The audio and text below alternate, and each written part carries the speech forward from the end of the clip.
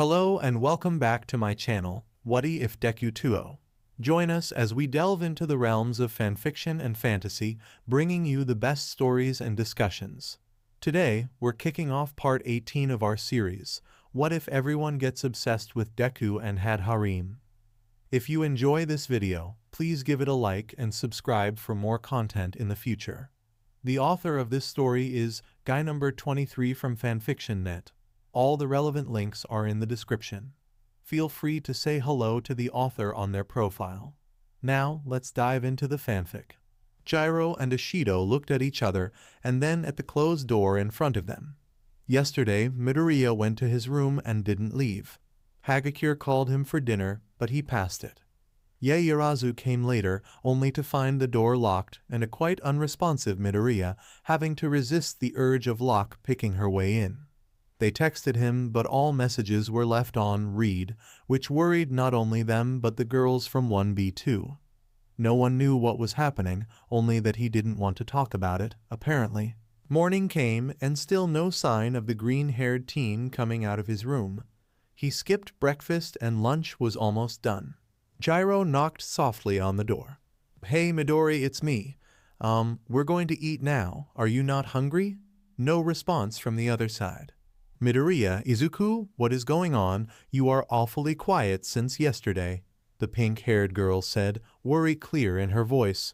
Still no answer. At this point, Gyro considered checking with her earphones if he was at least breathing.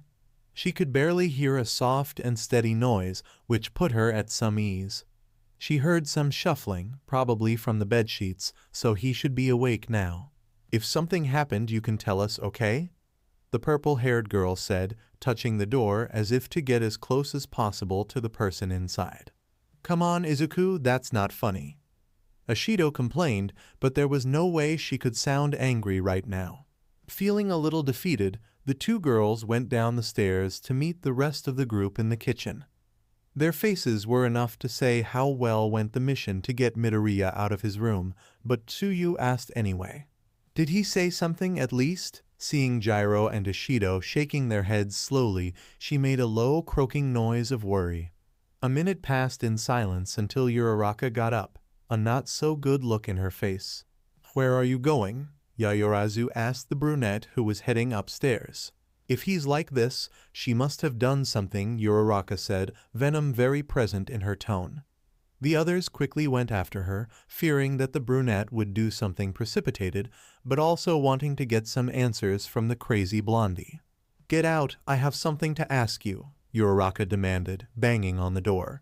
After 5 seconds of zero response, she banged at the door again, stronger and faster.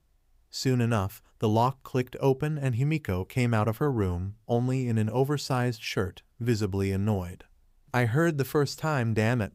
Stop being so loud at others' door."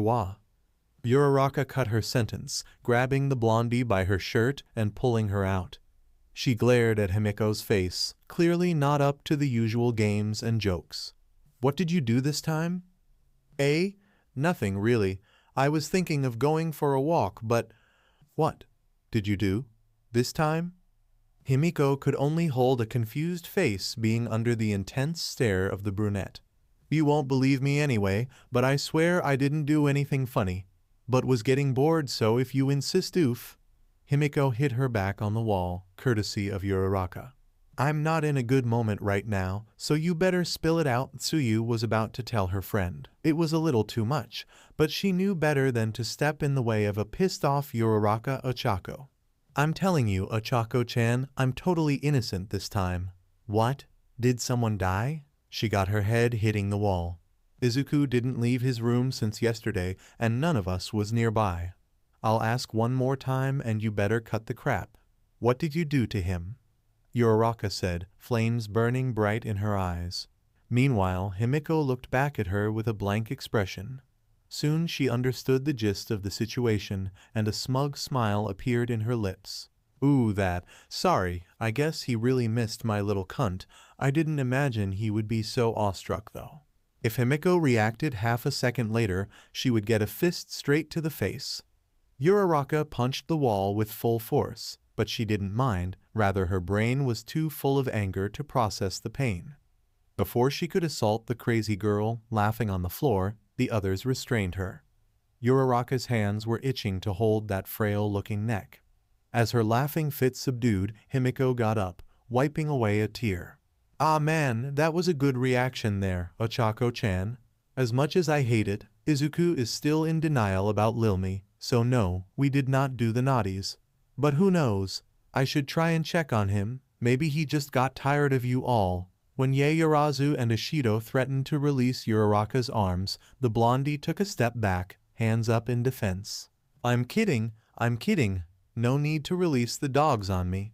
But seriously, I don't have anything to do with this, which is a shame, Himiko said, heading back inside, slowly closing the door.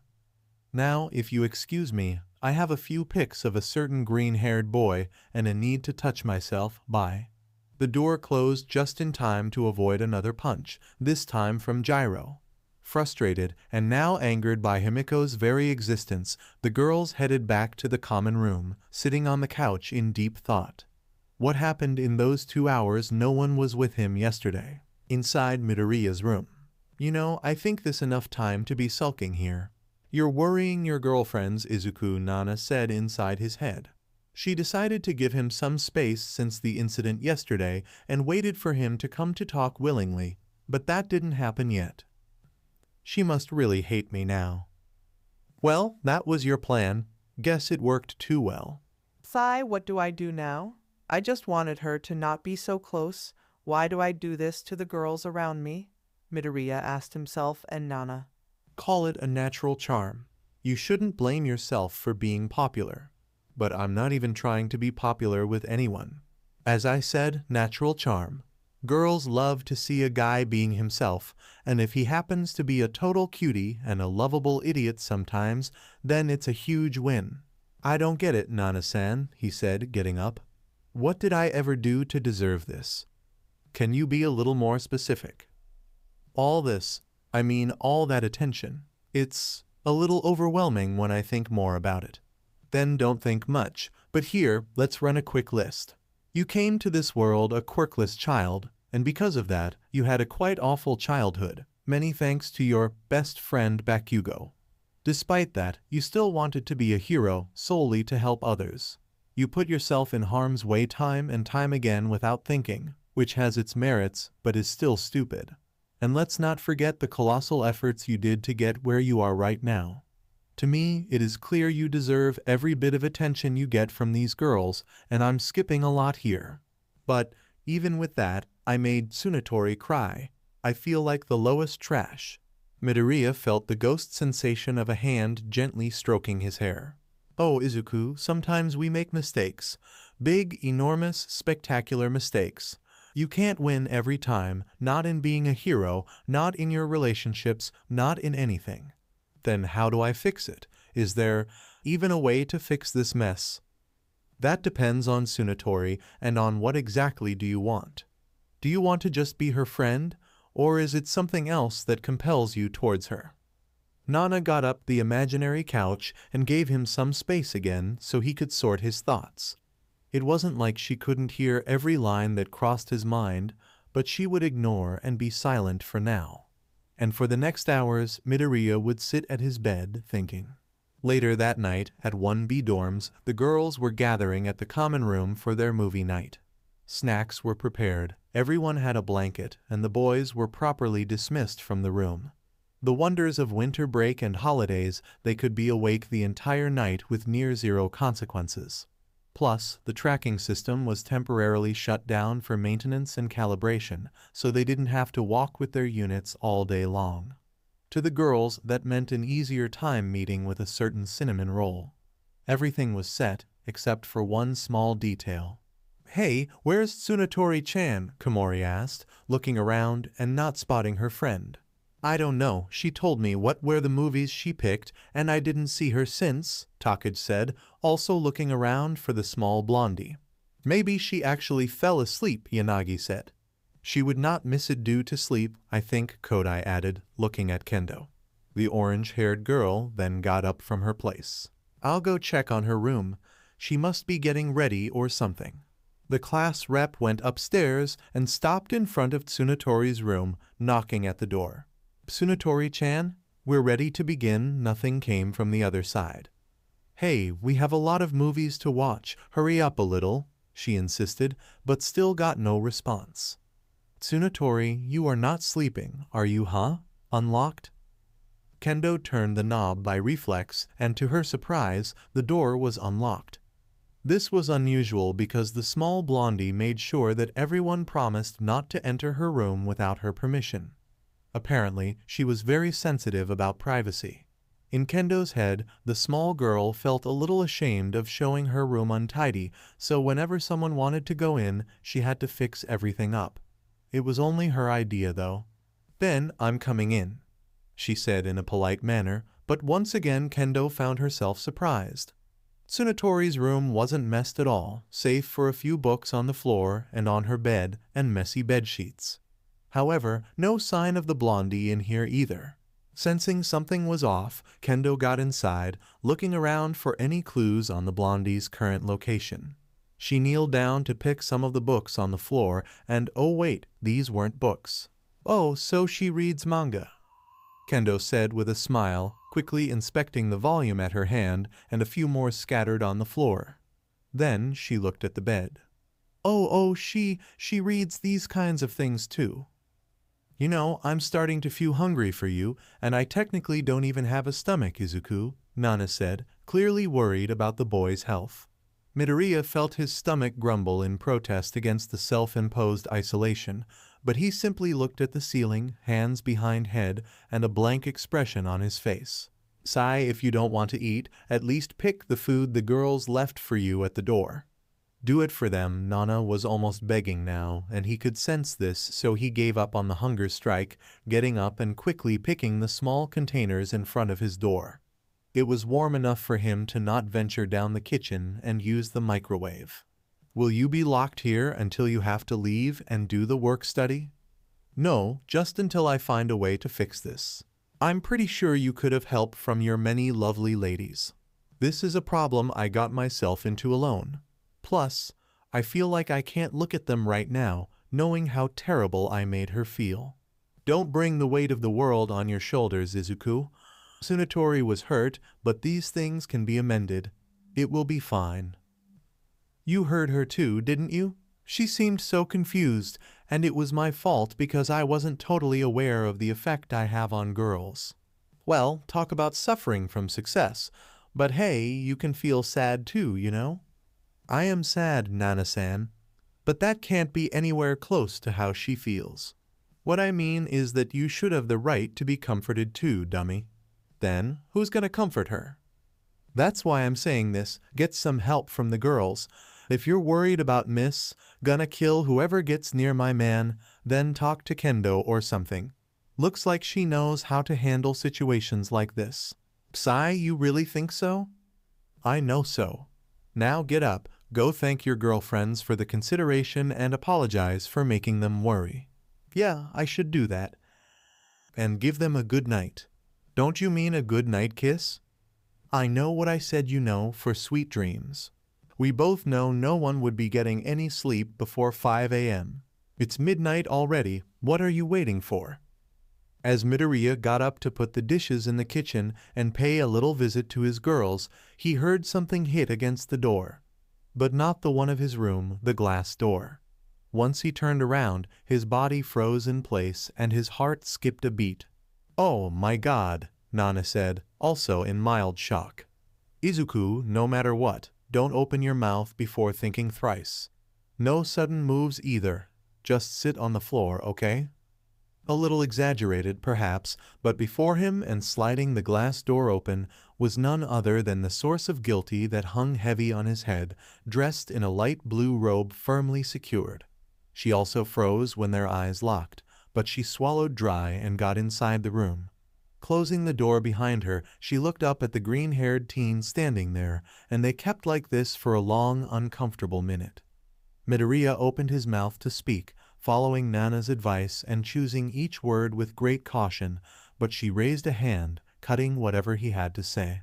She crossed her arms over her chest, fixing the robe covering her body to conceal her neck more.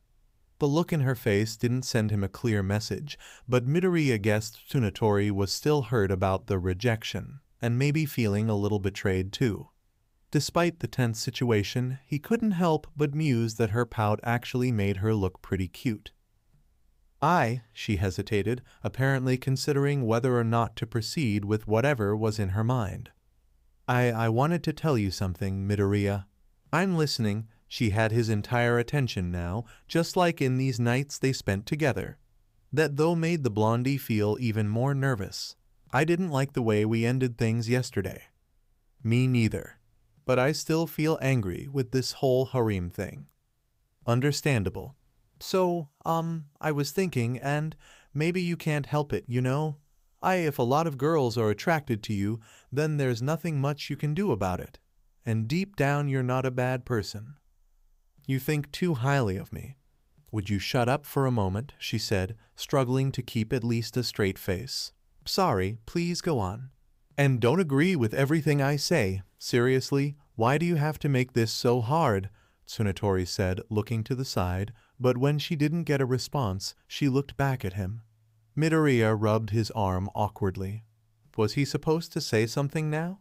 Anyway, I also wanted to apologize. I said a lot of things, and I know some of them might have hurt you. At least let's part ways on good terms, okay? Tsunatori felt her heart swinging back and forth between feeling bold and trembling with fear. She had to do it, but as the moment came closer and closer, all her built-up resolve eroded away. Is that all you had to say, Tsunatori-san? Midoriya asked gently. Yeah, that's actually, there is one more thing I wanted to ask you. He nodded as to say she could ask it away. She swallowed dry, then instinctively closed her eyes.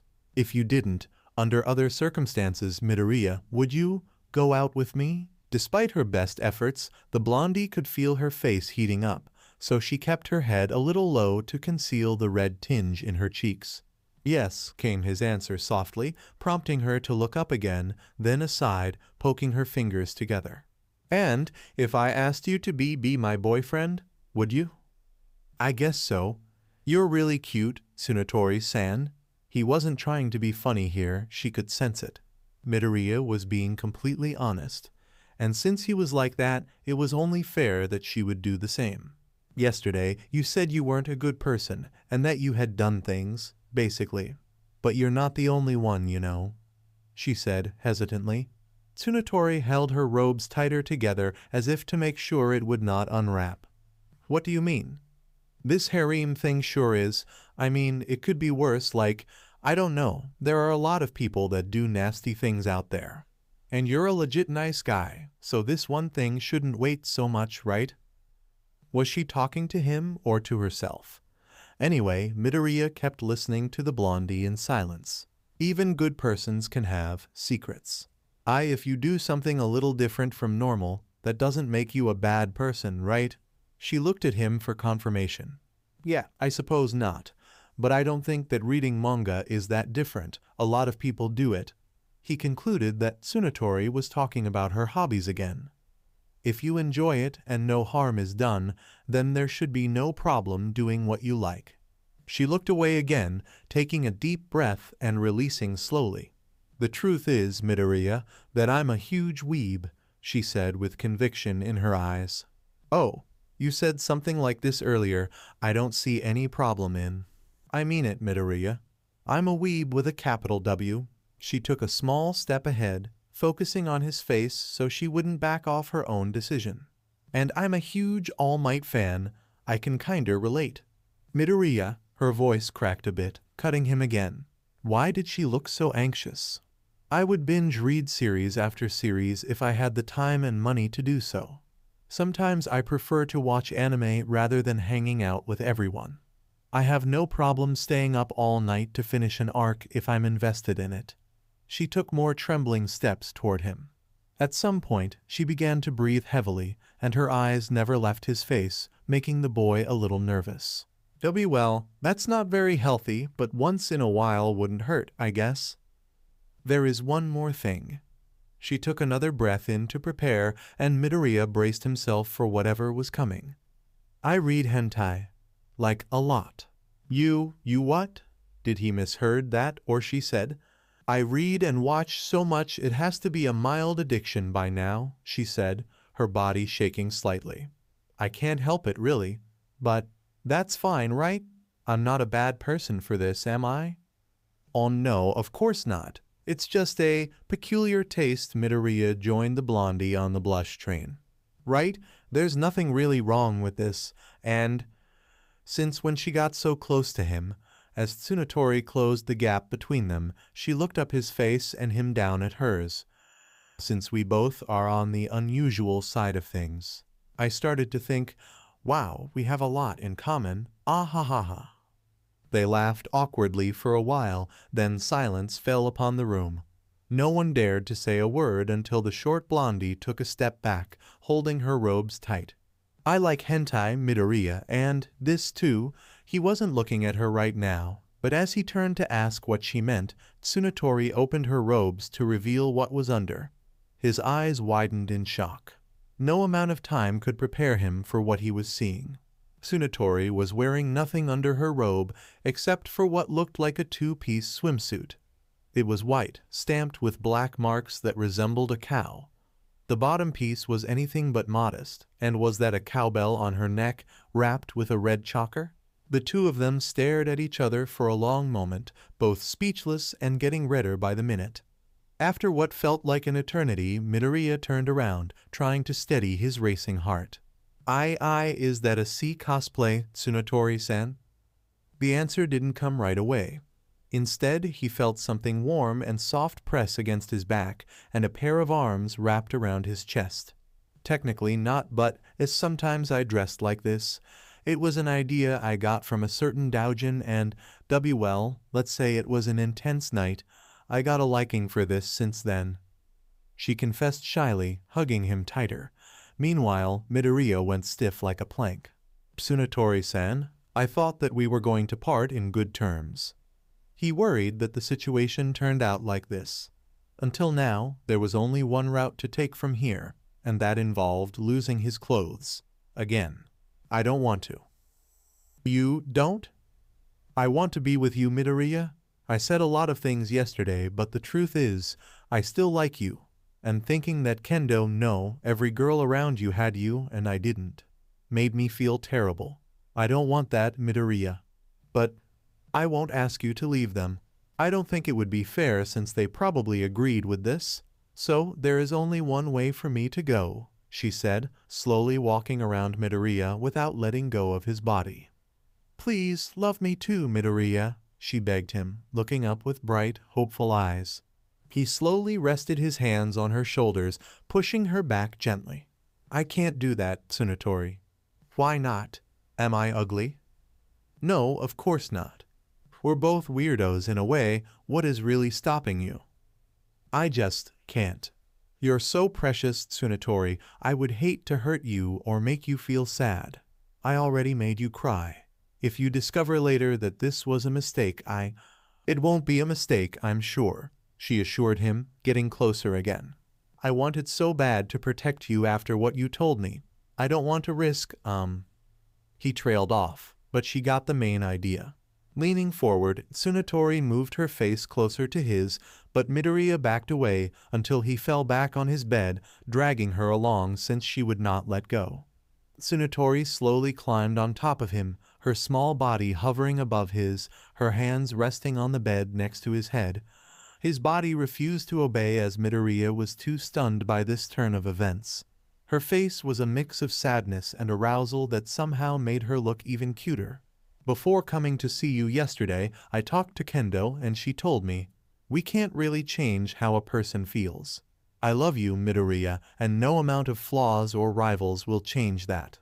If you don't feel anything for me, I won't force you, and we can stay as friends. So, please be sincere with me and with yourself.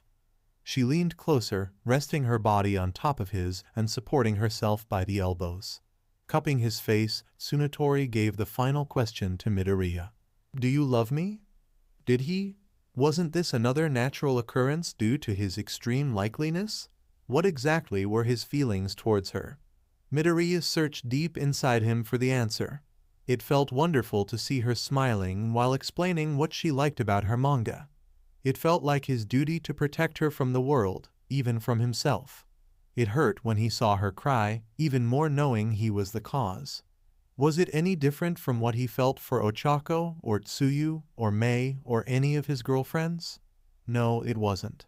And Tsunatori made it clear that she loved him, no spaces for interpretations or hidden messages. Until now, Midoriya denied these feelings because it felt like the right thing to do. At this exact moment, he never felt so glad to be wrong. Yes, I love you, Tsunatori. It was simple like that. He had no reason to not like this cute-looking girl currently on top of him. Wow, acceptance was a blessing, as he felt much better with himself now. Not only that, but the bright smile that made its way into her lips was also so sweet, he felt like crying. However, there was still one thing bothering the green-haired teen. Tsunatori-san, I'm really happy you can forgive me, but I still feel that I should do something for you. You know, because of all the bad things you felt. She silenced him with a finger pressed against his lips. The innocent smile in her face changed for a more sly one, her half-closed eyes focused on his and staring intensely. I didn't say I forgive you yet, Midoriya. What? But then? There's something we'll need to do, before I can forgive you, since you feel responsible. Maybe it was the way she said that, but Midoriya felt a familiar chill that he didn't feel in a while. Telling him what was to come wasn't unknown to him. I didn't want to say I told you, Izuku, but we both know I do want to say. Get ready, Tiger. Sigh, in the end, it all comes to this. Yeah, and why would you complain, right? You're right. I wasn't sure before. I was afraid I would hurt her, but if that's the case, then... You are so mean, Midoriya. Getting laid with every girl around you and let me out. That's not funny, Tsunatori said with a fake pout. It wasn't really on purpose. I'm not actively expanding, if you get me, ah-ha-ha. Sure, but did you know? She pressed her small frame against his body, making sure that he noticed how soft she was to the touch. I can get horny too. Sometimes it takes me a whole volume of Doujin to get there. I wonder, how good are you? All that teasing sparked that side of him that simply wanted to go all out, but he knew better than be rough with her. She was clearly a novice, as she wasn't really rubbing his crotch, rather his waist, a little above. Or maybe it was the height difference. We don't have to go there yet. If you want, we can simply... It's HHH, don't talk if you are going to say nonsense. I know exactly what I want, and I'm taking it, you like it or not. Ho! In that case, her eyes widened, and all her posture was lost once Midoriya grabbed her, giving it a little squeeze and spreading a little. Tsunatori immediately got a strong blush in her face, and she had to cover her mouth to muffle a high-pitched moan. Hey, don't be so sudden. Huh? I thought you knew exactly what you wanted. Sensing the blondie's insecurity, Midoriya decided to let her go at her own pace, do what she wanted, and discover things by herself.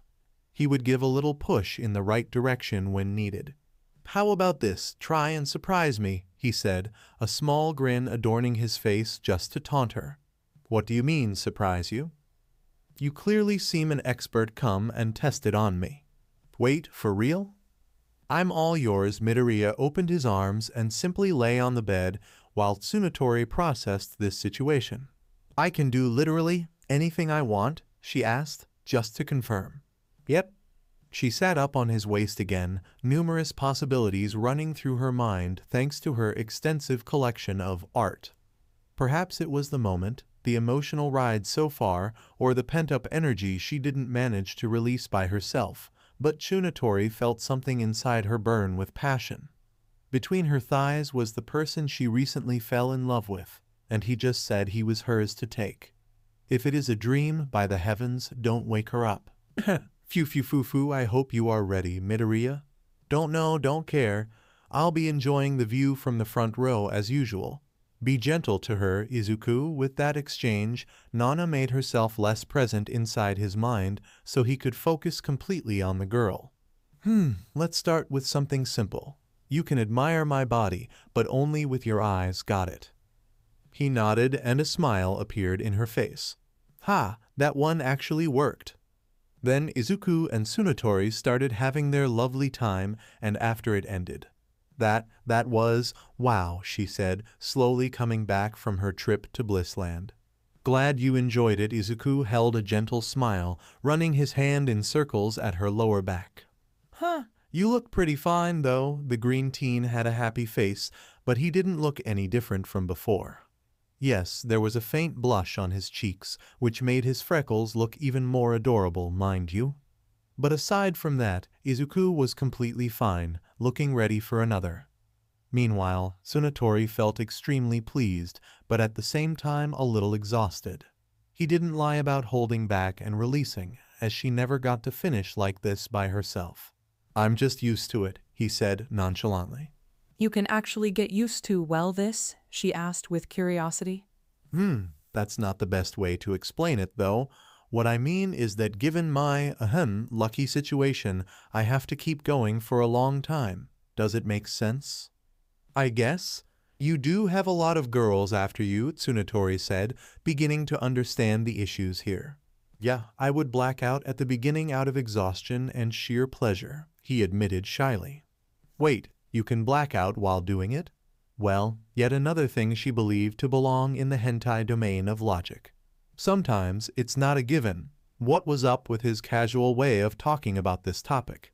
Then, how many times do you, have you ever had sex with, like, all of them at once? She asked, trying to picture how this could possibly play out. If Tsunotori was meant to be inserted into this, she might as well learn the rules first. Oh, once in a week, sometimes more. It's a bit difficult because we have to wait for late at night and meet at the nest. Really?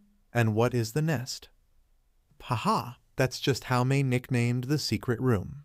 There is a secret room. Her mind wandered to some kind of crazy sect dungeon, but she quickly shook the thought away. I can show it later. You'll probably be there soon anyway. He didn't intend to pass any hidden meanings, but here is what Tsunotori understood roughly. You are mine now, so we should do it on my terms from now on. She couldn't decide whether this idea made her a little anxious about whatever she got herself into, or even hornier than before because he was completely embracing her into his life. Then another question popped up in her head. Wait, did you got there? He looked away, trying to hide the smug grin that refused to go away. I think you'll have to make an effort, Tsunotori. Well, now she felt challenged. So just one time wasn't enough for the hotshot Midoriya Izuku, huh? We'll see about that, all right. So they started again. How was that huff for you, Izuku? She asked, still catching her breath and feeling lightheaded. That was hot amazing, he answered, though his state was much better than hers. And where do I stand in your ranking, huh? I never thought about that before. Should I? No, you dummy. The last thing a girl wants to hear is how much better some other girl is, Pony complained with a cute pout. Letting the blondie slide to the side, he turned around to face her, leaning on his elbow. Do you mind if I ask one thing? He said with a curious face. What? Why a cow? She visibly flinched at the question. Pony wasn't expecting him to ask that, but it was a fair question. If only the explanation wasn't so embarrassing. You didn't like it? No, I loved it, but still, I'm just curious. Is there a character that dresses like this, or... Oh no, not that I'm aware of. The thing is, there's this old series called Monster Musume, and basically, in this world, you have normal humans and demi-humans, and there's an exchange program in order for everyone to live well together. Sounds interesting. The catch is that almost every species equates to monster girls, and the protagonist ends with a harem in his house. Oh, that is somehow relatable.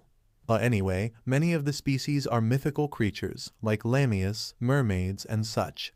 And there's this minotaur girl that works at a farm and... Pony sat up, a light red tinge adorning her face. She has an enormous chest. I mean some serious oppai. She made a curve with her hands in front of her chest for emphasis, which got a chuckle from Izuku. At some point, the prodag has to milk her. Milk as in like a real cow? Why, yeah, it needs to be done for health purposes, but still, you can imagine how that goes. Yes, probably. Pony looked away, fixing her top piece shyly. So I saw that and thought, hey, I got horns too.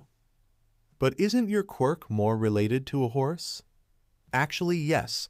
My sis and I got all the looks from Mom, but the horns came from Dad. He resembles a bull. There's a centaur girl among the main girls, though. Ah, I guess you can relate more to that, he said with a smile, but she looked away again, seemingly annoyed with something. Not really.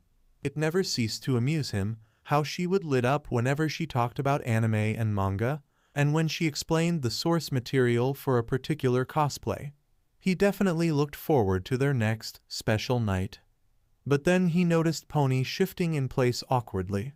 Her eyes darted right and left, focusing on his figure now and then, as if she wanted to say something. Izuku waited for a while, hoping she would say it herself, but after a few silent minutes, he had to ask, "Is there something bothering you, Pony?" No, nothing at all. It's just, and never mind, ah ha ha ha. Seriously, if there's something you want to talk about, just tell me.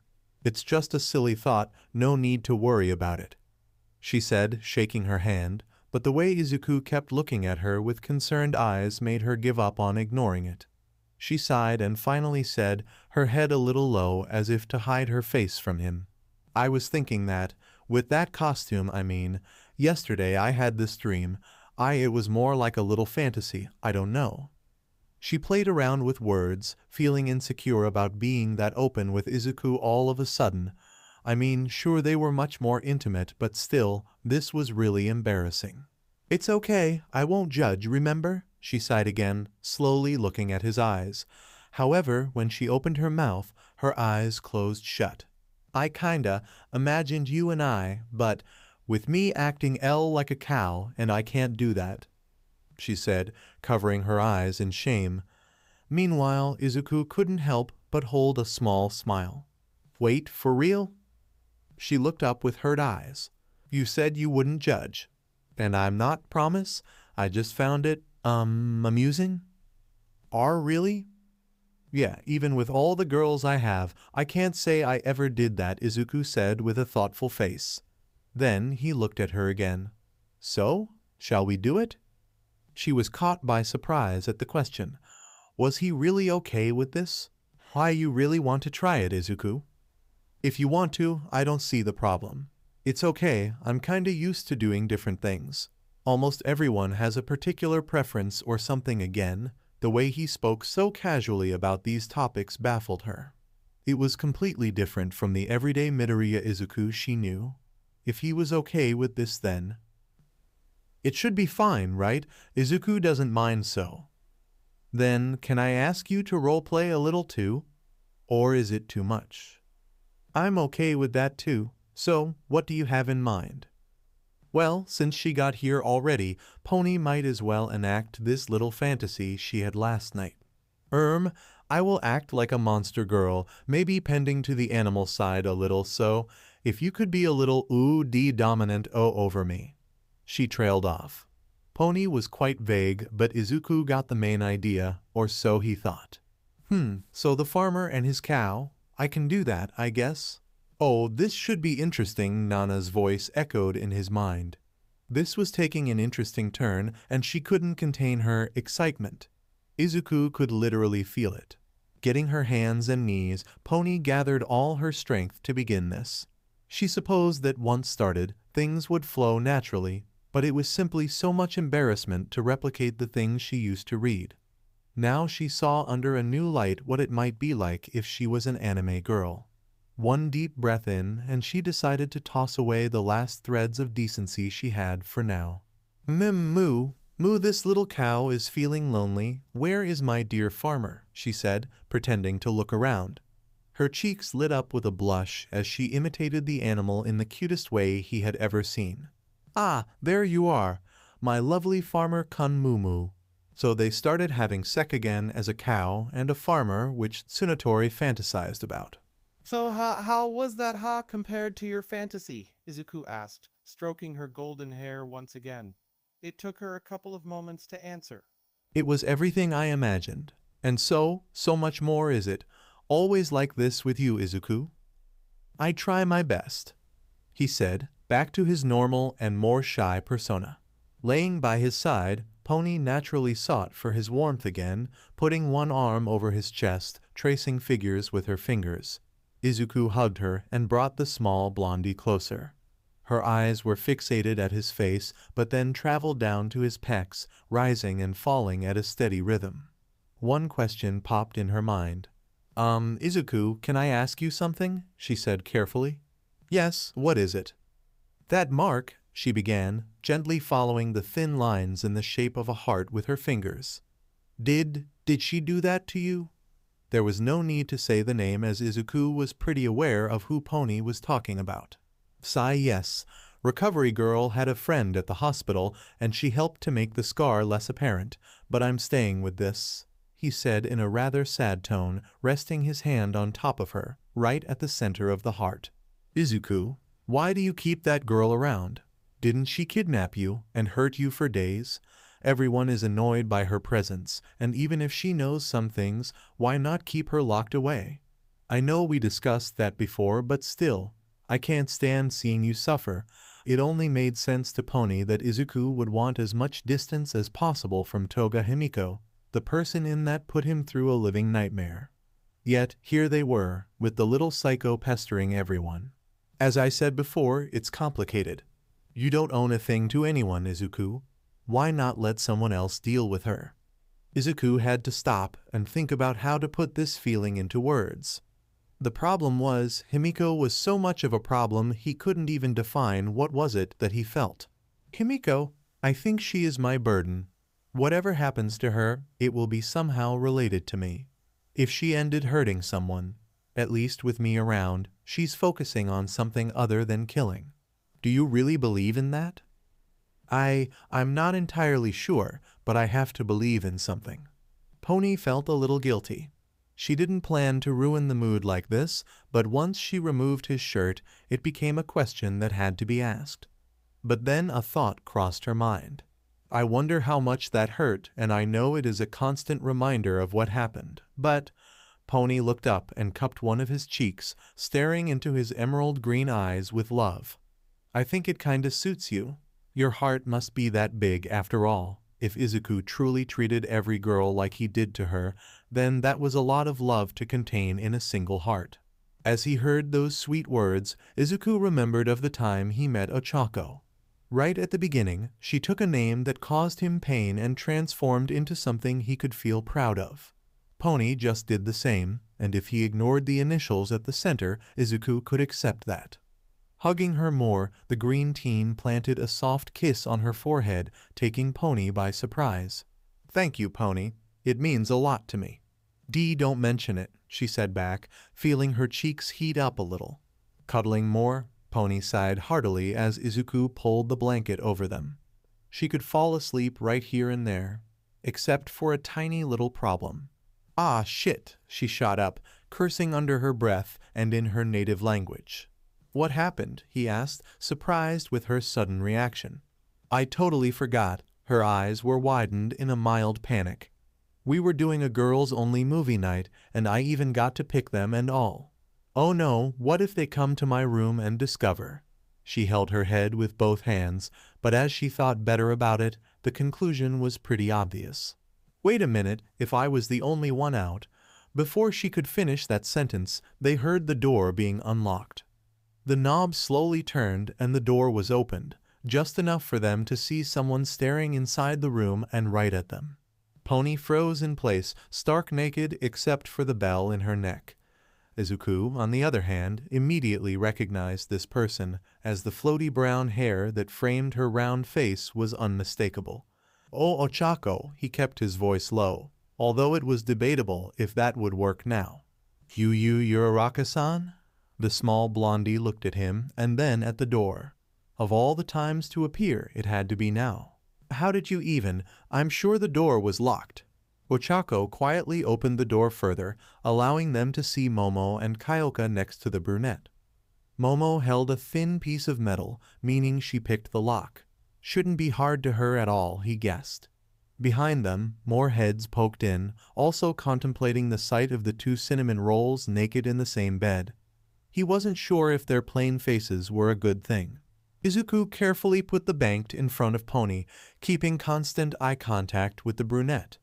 He took a deep breath in and released. Ochako, I can explain. That won't be necessary, he swallowed dry. Her tone was too flat and monotone to say she wasn't mad. The fact that they were still at the dorms, and in the boys' side above all, was quite possibly the only thing containing her actions. She brought up her phone, still maintaining an emotionless voice. Itsuka sent us a message. Apparently, the girls from 1B were doing a movie night, but Tsunatori-san was nowhere to be found. She went to check in on her and found a few interesting things. The poor small girl felt her heart sink a little. Getting exposed like this, was it the end for her? She didn't tell me what it was, neither why she had her suspicions, but she asked me if Tsunatori was with you, Deku-kun. Pony slowly brought a hand to her face. She completely forgot about hiding her mangas, and most importantly, the hentai. I told her we didn't see Tsunatori and you were locked in your room all day long, but in the end, we decided to check on you, see if everything was fine. Then Kyoka plugged the wall to hear if you were still breathing, and what a surprise. Guess we were worried for nothing, she said, shaking her head and with hands raised. Wait, are you saying you girls heard everything? Pony hoped she misunderstood that part, but the purple-haired girl crossed her arms, pointing her earphone jacks at the two naked teens. Since the dominate me, daddy part everything. In detail, Kyoka asked, prompting a stronger red hue to appear in the blondie's face. I must say I wasn't expecting that. We can never judge a book by its cover, Momo commented, getting a few agreeing nods from the rest of the group. Why is everyone so calm? Am I the only one panicking here? How does this harem thing work again? The small horned girl tried to organize her thoughts. Normally, when a girl catches her man with another girl, especially in their situation, a violent reaction is to be expected, or at least some form of outrage. Were they completely fine with Izuku hooking up here and there? No, wait, she had witnessed before the dangerously high levels of jealousness these girls could be. Kendo was part of this, and if what she said applied to this too, then she wouldn't mind much if Izuku had sex with her, right? Was she missing something here? Like an initiation she skipped or some sort of welcome rite? While Pony remained a little confused, Izuku knew for sure he wasn't out of the hook.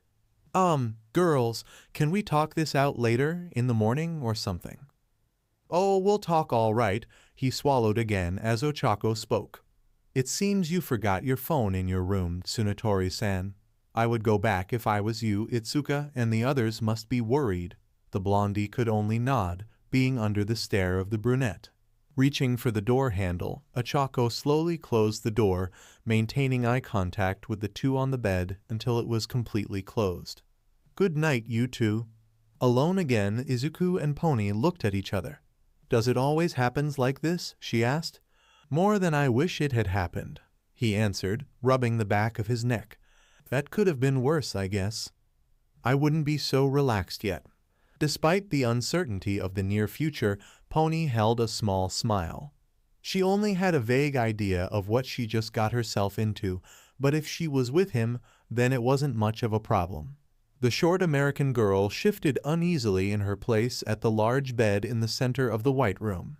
The fluffy red blanket under her did little to provide comfort as she felt the weight of all the stares directed towards her. Tsunatori had practiced sitting on her knees before coming to Japan, but she never thought it would be used in a situation like the one she was right now. Let's go back a few hours, right after she got caught being very intimate with Midoriya. The short blondie returned to her dorms, making little to no noise as she came inside. It was in vain, though, as her friends were all waiting for her at the common room, wearing pajamas and holding pillows. Tsunatori, don't leave like that. Kendo was the first to react, rushing to the short girl and hugging her. Tsunatori didn't know where to look at because of how worried the ginger-head girl looked. Also, Kendo lifted her from the ground, so it was the double of embarrassment. The best part was yet to come, though. As the other girls gathered around her, the blondie could feel her cheeks warming up already. Midoriya told her some awesome things, and only now she was beginning to fully process the implications.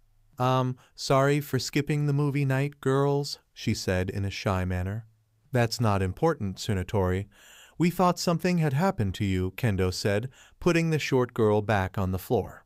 Yeah, Kendo came down and said you weren't in your room, and you even left your phone behind, Komori said, joining the class rep's side.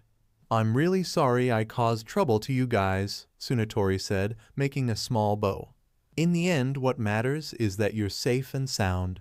Just don't scare us like that again, Shiozaki said, getting agreeing nods from the other girls.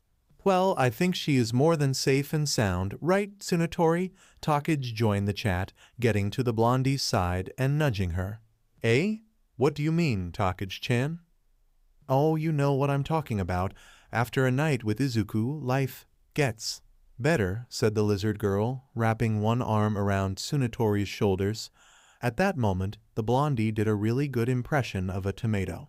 TT, that's not we didn't, I mean we kinda did, but I just wanted to, Failing to form full sentences, Tsunatori simply looked at the floor with great interest. How would they react to what just happened? The answer surprised the blondie. Ha ha ha ha ha, that's a good reaction right there, I'm not gonna lie. So, since when did you have your eyes on Izuku? Takage casually asked, making the small girl even more flustered and confused. And no, I didn't really, Instead of fumbling more with her words, Tsunatori slowly turned to Kendo, who held a smile in her face. Yet another surprise. Kendo-chan? Yes? She hesitated a little, but then faced the orange-haired girl properly. Is it okay that, you really don't mind, Izuku and the harem thing? No, not at all. The answer came so easy and simple, Tsunatori wasn't fully prepared. But, with everyone, it still baffled her how Midoriya managed to do such a feat. Kendo looked aside in a shy manner, rubbing her arm a little. She had a faint pink hue crossing her cheeks. Well, as long as I get to spend some time with him and, you know what, I don't really mind. Tsunatori stood still for a moment looking at Kendo, then slowly at her other friends. They all had similar expressions in their faces, even the cold Queen Kodai. Then the lizard girl piped up again, this time wrapping her arms around Kendo's waist and pressing their cheeks together in a mild, seductive way. Phew, it may not seem, but Kendo here is a naughty girl, just as thirsty as me, so don't think too much about it, Tsunatori. You kinda get used to it, she said simply, and all the girls agreed shyly. Back to the present. This morning Kendo woke everyone early, and they headed to this room Tsunatori was right now. She supposed it was the nest Midoriya mentioned before, and boy, she wasn't mentally prepared for this. As soon as her eyes met with the brunette from 1A, her mind instantly brought back that feeling of anxiety from last night. Uraraka seemed so nice during the joint training. Maybe this was the reason the blondie felt so shocked.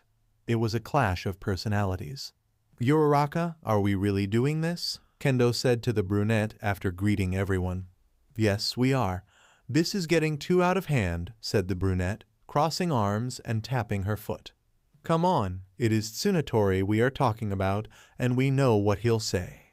Humph, I'm still mad that they did it behind my backs. Kendo gave up on arguing with Uraraka. Once the brunette had something set in her mind, there was no turning back, it seemed. Well, she wasn't too worried either, mostly because Uraraka was actually a lot more forgiving than when she first interacted with the brunette, less sweet side. The next persons to arrive at the room were the pink-haired girl from 1H Hatsum and the Emerald Child himself. Tsunatori instantly lit up and her face blossomed in a delighted smile that didn't go unnoticed by the others present.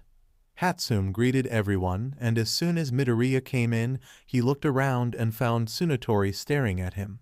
There was an awkward smile and a wave between them before he got pulled to the side by Ashido, who also shot a glare in the blondie's direction. "Sigh, is this really necessary, girls?" Midoriya asked the small group next to him. Uraraka had an annoyed face and still tapped her foot on the floor. "I don't know, is it necessary to do these things without telling me?" she complained. "Come on, Ochako, you know it wasn't on purpose. Plus, when these things happen, I get kinda caught up in the moment. I'm the one to blame here, so can't we skip the—" "All right, everyone, let's get done with this. In case you don't know, I still have work to do," Midoriya wanted to reason with the brunette, but then Nimiri came in, followed by Yu. Now that everyone was here, they gathered on the large couch, or at least as much as it allowed. So basically, Tsunotori was on her knees in the bed, facing a large group of ladies surrounding the green-haired boy. Was she going to pass by a trial or something? The tension in the air made her heart beat a little faster. Uraraka took a step forward and cleared her throat to speak. "I'll be as brief and straightforward as possible. We all know why we are here," she said, looking at the short blondie who flinched at all these stares directed at her. "Tsunotori-sen. Hi. You have been caught up in the act with Deku-kun," the brunette stated. "Why, yes," Tsunotori answered as if she was claiming herself guilty of the charge. "You knew that he already had a girlfriend, right?" The brunette spoke like a prosecutor. "Yeah, I thought he was dating Kendo-chan until—" "Until what?" "Until he told me about the harem thing and, you know—" At that moment, Uraraka started to pace back and forth. "So you were aware of our special relationship with Deku-kun, and still, you went to his room last night." "It wasn't like that, Ochako. We even had an argument before that. Tsunotori, she felt really heartbroken for some things I said," Midoriya piped up to explain the situation.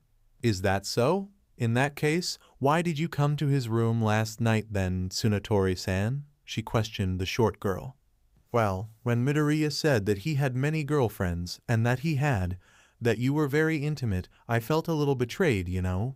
And then, that night her cheeks got a red tinge, and she tried to find the best words to use. Luckily, or maybe not, talkage got her covered. You couldn't take him out of your head, right? And you also felt really, really horny. I know how it is. It happened to me too," she said nonchalantly, making Tsunotori blush even more as she poked her fingers together, looking at the bedsheets with interest. "Why, you could say that. So when you came to Deku-kun's room, you had clear intentions, right?" Uraraka said, getting closer to the bed and staring right at her. "As he said, we had an ugly argument, and I kind of exploded.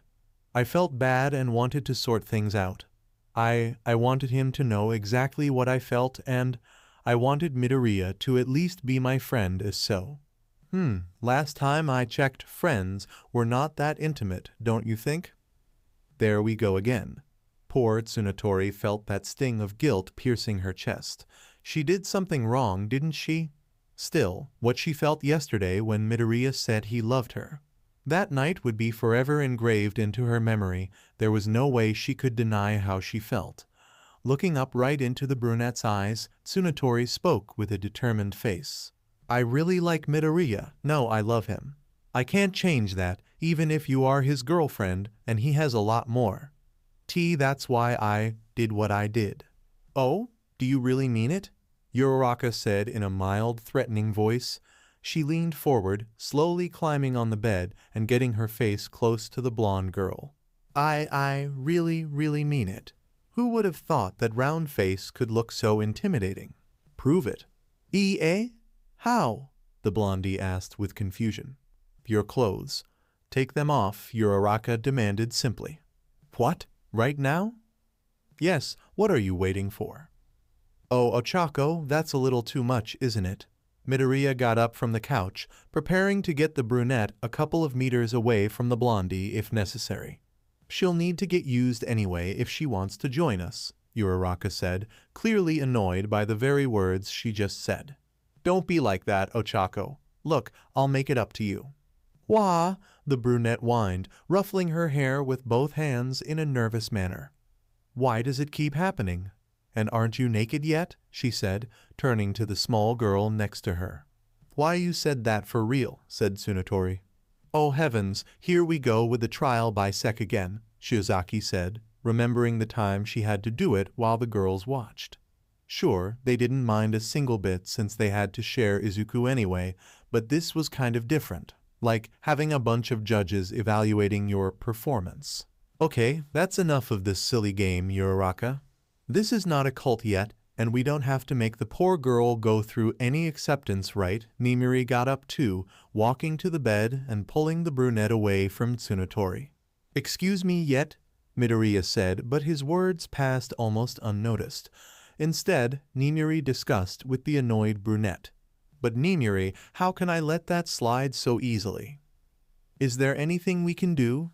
It is clear she loves Izuku, and the same goes for him, right honey? Midoriya agreed, and Uraraka groaned, closing her eyes and crossing her arms. Psy, why do I even care? It's always the same, and I can't say no to Deku-kun, she mumbled. Then why make a fuss about it? Nimiri said. I'm jealous, okay? I don't like the idea of having less and less time with him. Nimiri was about to say something, but a soft voice stopped her. Both ladies turned to Tsunotori, and what a surprise, she actually took off her clothes. The small girl covered her chest and the place between her legs for decency, even if just a tiny bit, and you could easily mistake her cheeks for apples. Still, she did her best to voice her thoughts properly. I don't know exactly how this harem thing works for you, but I don't want to take Izuku from any of you. I know you all must love him a lot, even more than me maybe. All I really want is to be close to him, even if just a little. I don't even need to have SS sex or anything. If we could just, I don't know, read some manga together, I would be glad. As she spoke, Tsunotori shied away, looking even smaller than she already was, but her words came out perfectly fine and her message was clear. Looking up a bit, she flinched as all eyes were directed at her again, Midoriya included.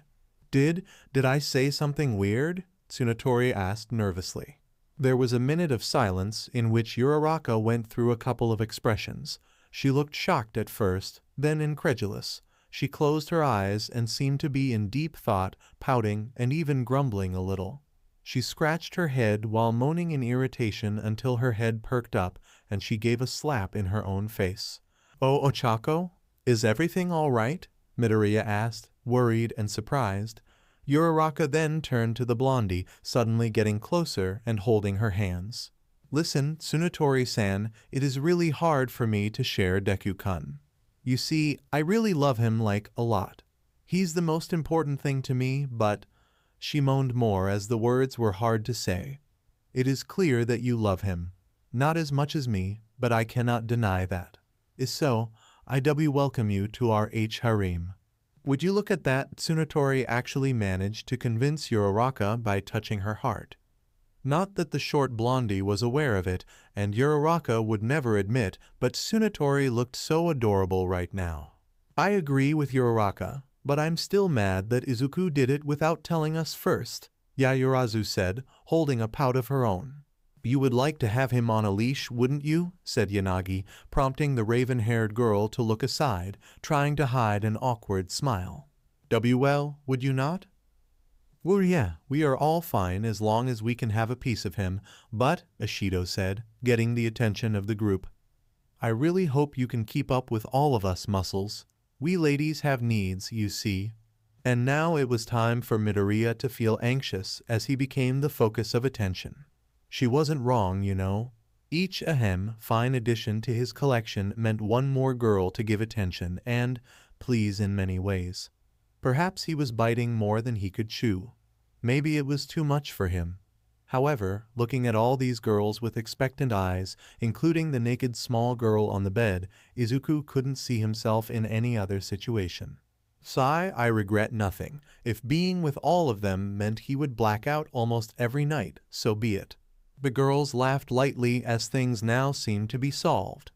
Truth be told, it was a little more convenient for the girls from 1B to have the short blondie on the team too.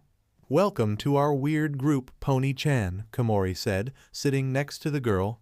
thanks I guess. Oh, so that's why you asked me if I would date someone who already had a girlfriend that day, right? Yeah, I felt so happy to be with Izuku that I kinda wondered if you were interested in him, the mushroom girl said with a dreamy face. I wish I could have seen your debut, though. Shiozaki here put quite the show when she joined us, Takage said, grabbing the vine girl by the shoulders. Can we not discuss that? Shiozaki said, a pink hue coming to her face. Why, I would love to do it out in the open like you. Just imagine the thrill of being caught. And no thanks, seeing the girls at the door last night was already enough of an emotional ride to me, said the blondie. I get you, Uraraka also got me and Izuku in a complicated situation, said Hatsum. What about Momo-chan, who got caught right before she could do it? Hagakure said, recalling the memory with a certain fondness. Hey, I just remembered. Do you girls want to see drunk you desperately riding Izuku? Nimiri said, holding a smug smile towards her blonde friend who looked mortified. You still have that, Nimiri? What? I told you I was going to keep it. Delete that video right now. And while you tried to take hold of Nimiri's phone, the other girls laughed lightly, and in the middle of the group stood Tsunatori. Looking around, everyone seemed to be having a good time, without necessarily being naked and all that. Speaking of which, could she put her clothes back on already? Tsunatori turned to Uraraka to ask, but to her surprise, the brunette was halfway through removing hers. Midoriya also noticed since Uraraka sat on his lap, shirt and shorts tossed on the floor and her bra open on the back. Oh, Ochako? Me and you. Now. It was still morning. Them not being at the dorms could raise questions. It has to be now. Yes, she answered in a kinda distressed way, and then grabbed his shirt, locking Izuku in a deep kiss. And while the brunette lustfully assaulted the green-haired teen, Tsunatori watched with a mix of surprise and dumbfoundedness. Does this always happens? She asked Komori, pointing at the two teens now fully naked. Sometimes. I admit some of us are, needier, the mushroom girl commented, and to Tsunatori's further surprise, Takage just entered the line, clothes lacking and tending to her aching bits. I'll say this once, just one round and we're out. It's too early in the morning, and you might get the boys making questions, Nimiri stated, also tossing her shirt away in a single move. After a heated morning and some needed showers, the ever-growing group of lovely ladies split into their respective classes, but not for long. Later on, after giving the impression of having never left the dorms, the girls gathered at the development studio, as requested by Hatsum. The pink-haired girl walked around carrying boxes and devices, an exciting look plastered in her face. Seeing that everyone was present, she got in front of the large workbench littered with technological paraphernalia, grinning and giggling with excitement. Well then, first of all, I want to thank you all for coming here. This might be the best batch I have made so far, the girl with crosshair eyes told the small crowd, flailing her hands dramatically as she showed them the fruits of her labor. My dear sisters, let me show you the best the support department has to offer, she said with a confident smile. However, Hatsum's confidence was met with uneasy looks and awkward rubs in the arm. Hatsum, far from me to tell you how you do your thing, but, Ashido started, trying to not sound rude. Did you test these things? Of course I tested them, Ashido, and extensively. Izuku wouldn't let me show them to you until I did that. The girls mentally thanked the Emerald Child, who was currently taking some time to himself. Hatsum was well known for her genius as much as she was for her spectacular failures when testing her devices. So let's see, who's going to be the first, she thought out loud, rubbing her hands in excitement. This was going to be awesome. Ah, Shiozaki-san. Why, yes, the Vine Girl suddenly responded. One step ahead, please. Shiozaki did as asked and waited with slight anxiety while Hatsum got something from the workbench.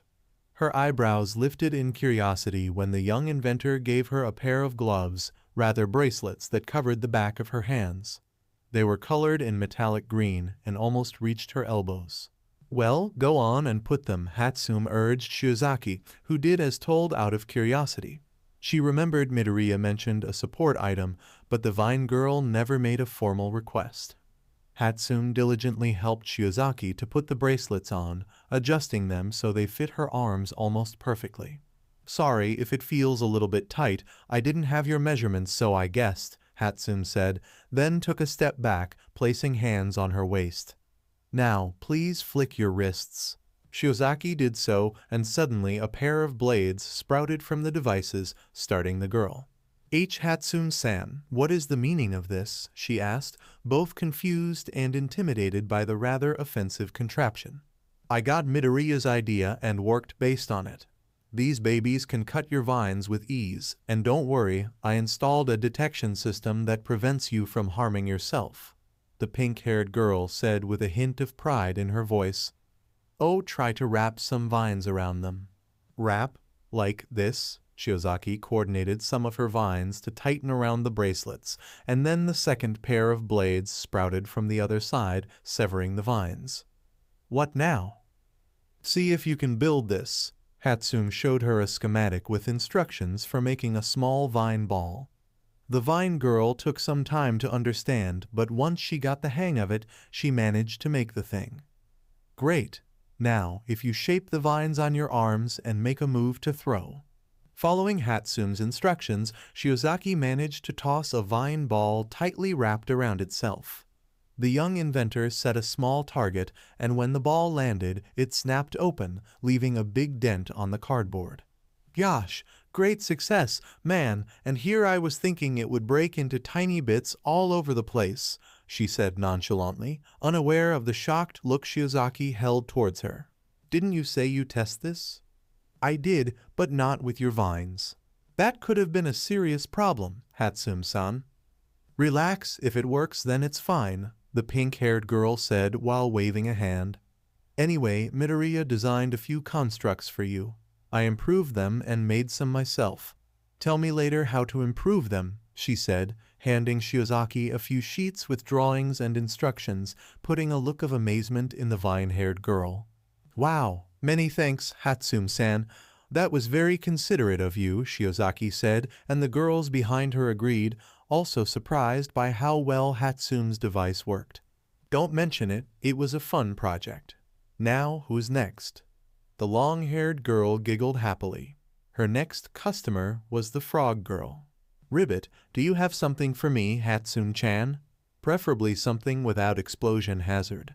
Despite the last comment, Hatsune didn't lose the big grin in her face, spinning on her feet and making an exaggerated display of a dark green cloth in her hands. "A cape?" Tsuyu asked, looking unsure at her friend. This, of course, triggered Hatsune's seller mode. "You may be wondering, what is so special about this piece of fabric?" She looked at Tsuyu until the frog girl took the cue to answer with a nod. "Fufufu, please touch the fabric. Don't hold back or anything." Still, with a suspicious face, Tsuyu did as Hatsune said and held the cloth in hands. It was soft to the touch, and it seemed to stretch well. Also, it was kinda shiny, and it absorbed some of the thin mucus layer covering her fingers. "Ribbit, you want me to ask what does it have that is so special, don't you?" Hatsune widened her grin even more, eyes twinkling like stars. "Notice the change as I press this button," she said, turning a small dial attached to the fabric and pressing it. Tsuyu looked with a plain face at the giddy inventor until she noticed something with her hand. "It is warming up?" "Exactly," Hatsune exclaimed as she invaded Tsuyu's personal space in an explosive manner. Baby Hash 247, Adjustable Thermal Amphibious Fabric. It is capable of regulating body temperature with an energy conversion efficiency of 80%. Works for cold and heat and is waterproof too. This one is a special version I modified to adapt to your moist skin though, Tsu-chan Hatsune said with great enthusiasm as the frog girl looked closer at the piece of fabric. "Wow, this would be very useful in the cold," she said a little lost in amazement. "Yep, I remembered you complained about the winter season and hibernation, so I dug into one of my old projects and upgraded it. A full body suit is still out of reach, but I can place a few patches on your costume if you want." "Yes, this will help me endure the winter a lot better," the frog girl said, now smiling and croaking happily. Seeing that so far everything was safe, the girls started to feel more interested in Hatsume's inventions, and soon they started to crowd around the pink-haired girl, curious to see what else she came up with. And Hatsume enjoyed every single second of it. She didn't get this much attention undivided since she was at elementary school, and the kids would gather to see her earliest prototypes. Her audience gradually died out as things started to get more prone to catastrophic failures, but that didn't matter. All she cared for was making her babies, and now there was Izuku and her friends too. If she could help them with her inventions, it was simply an absolute win to her. Ni Hatsume-chan, why do you call your inventions babies? Komodo asked, and her answer came along with a small visor. Here, try this wind mapping system. I bet this will help you to spread your spores more efficiently. And I work on my babies from project to end of production and sales, of course. I would see them as my children, Hatsume said with pride in her voice and even lifting her nose a little. Let's leave the girl to have her moment, shall we? So you work on your projects all alone, Hatsume-san, said Kendo, who just got a pair of heavy-duty gloves with adjustable size. She wasn't sure if she was fond of the concept, though. Well, most of the time I prefer to work alone, you know. I don't want to diminish my classmates, but everyone is so, strict, she said while looking inside another box for more babies. Or maybe they follow the safety guidelines, Ashido said, prompting her fellow pink-haired friend to laugh nervously. Ah ha ha ha, it's funny that you know about that. In her defense, Midori getting on her case to make the tests first is working. Nothing blasted in our faces yet, Gyro commented, looking at an interesting-looking speaker on the corner. Come on, girls, it doesn't happen all the time. My babies are much safer than when I started, Hatsume said, pushing a box on the floor that had a big Work in Progress tag under the workbench. Ah, Deku-kun mentioned he was helping you these days, Uraraka said, fiddling with some kind of anchor device. Ah yeah, Izuku helps a lot. It's like having an encyclopedia of quirks on the fly.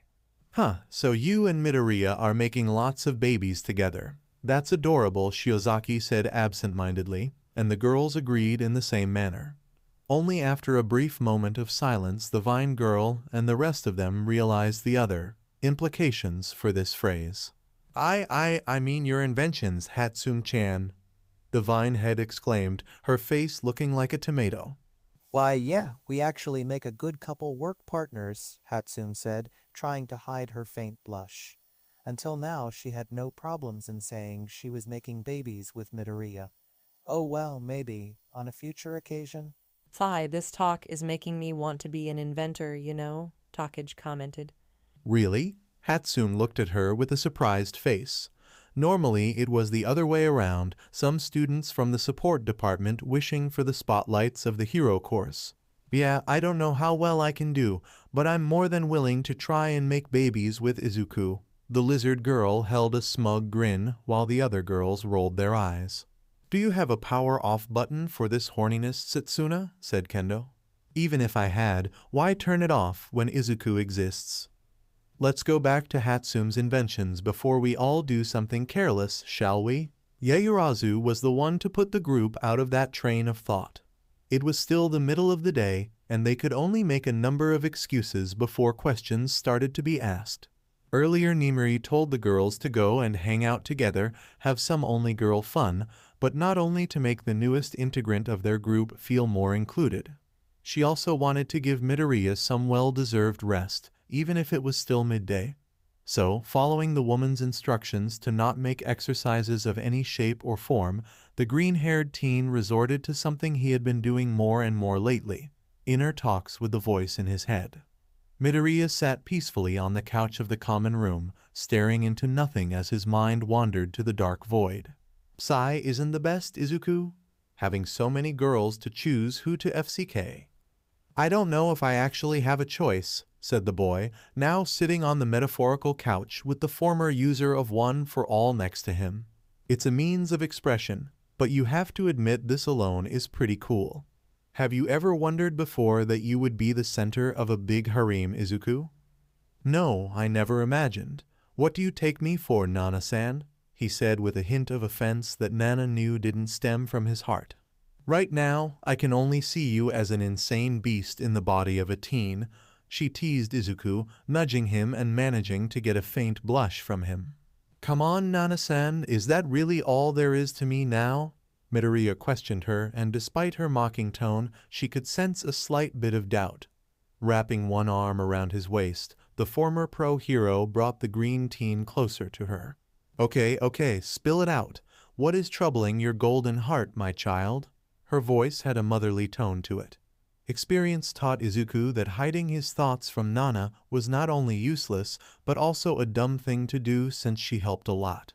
I have been thinking, about what my life has come to. Is that so? Are you trying to backtrack and see why you deserve attention and care again? We discussed that before. No, that's not it. What I mean is, what am I gonna do now?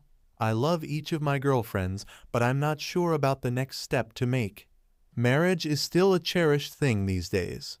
WWL be beside that, he stammered as the mere prospect of living his life with someone made him anxious. The feeling multiplied tenfold when he added the fact that he had so many ladies wanting to be the next Miss Midoriya. I think this is a little ahead in the future. I can't have enough of this shy side if you anyways. I understand that between where you are the big altar, there is a big step, right? Yeah.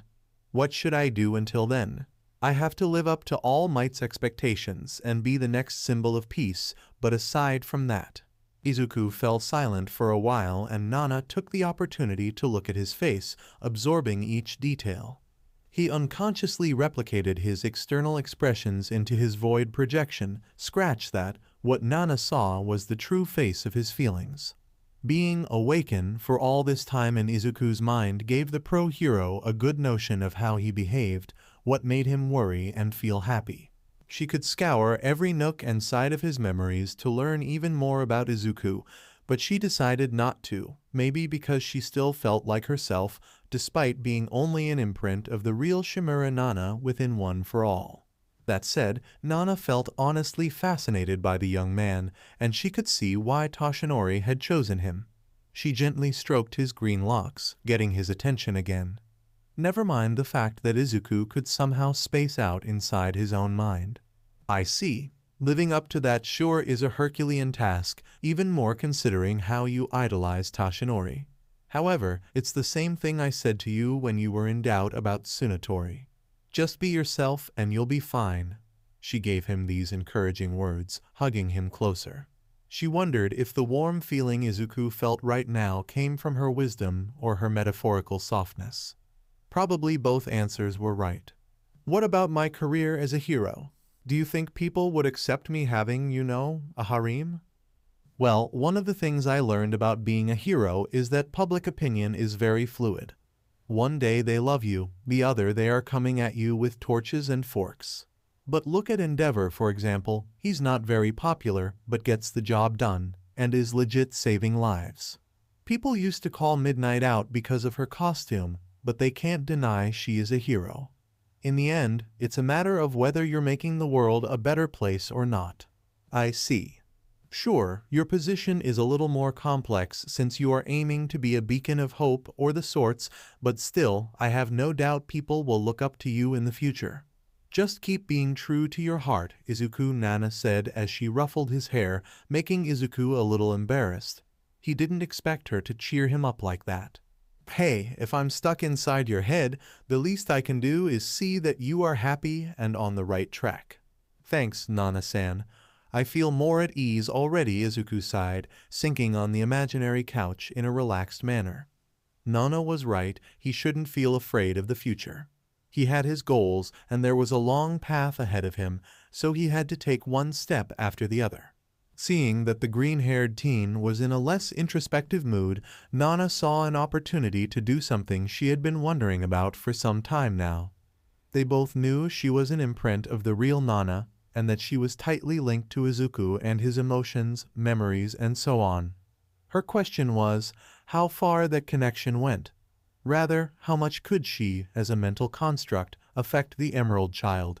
Come here, my young hero. You deserve that rest more than you are aware of. She invited Izuku to lay down on the couch, gently pushing him, and he didn't resist at all.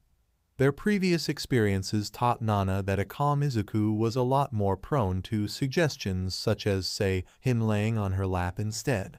Or maybe in a large bed, akin to the one at the nest. Nana-san?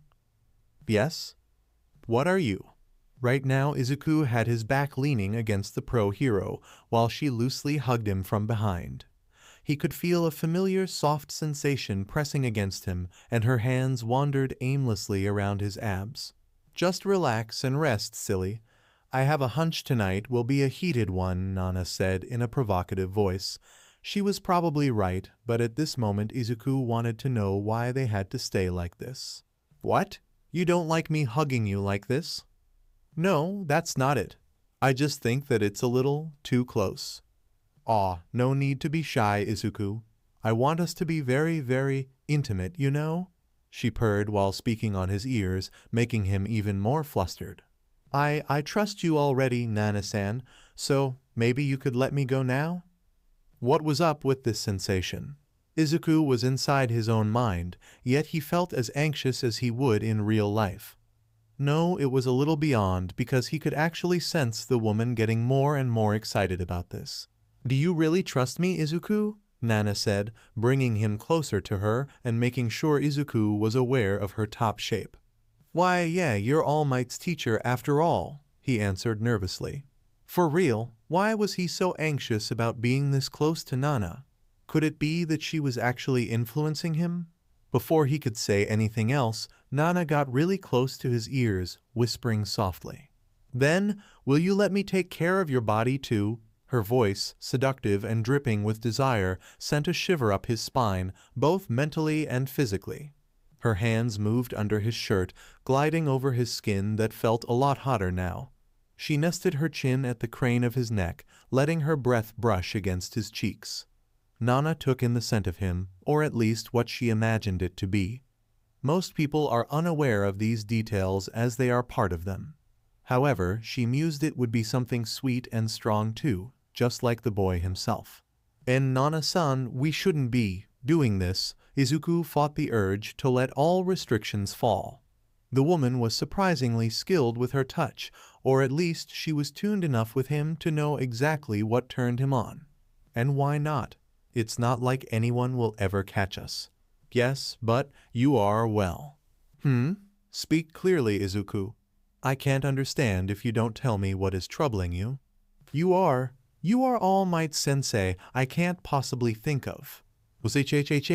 She pressed one finger on his lips. Suddenly, Izuku found himself under Nana, with her straddling his waist.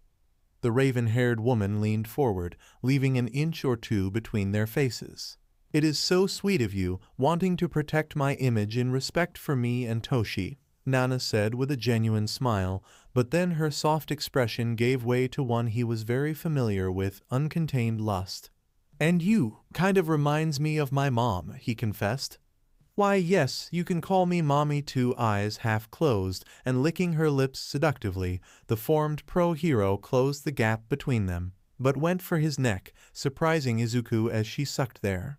Izuku struggled to keep himself together. In the void, a thought materialized effortlessly, and he was trying his best to not lewd the literal image of the mentor of his mentor. But you have to remember two things, sweetheart.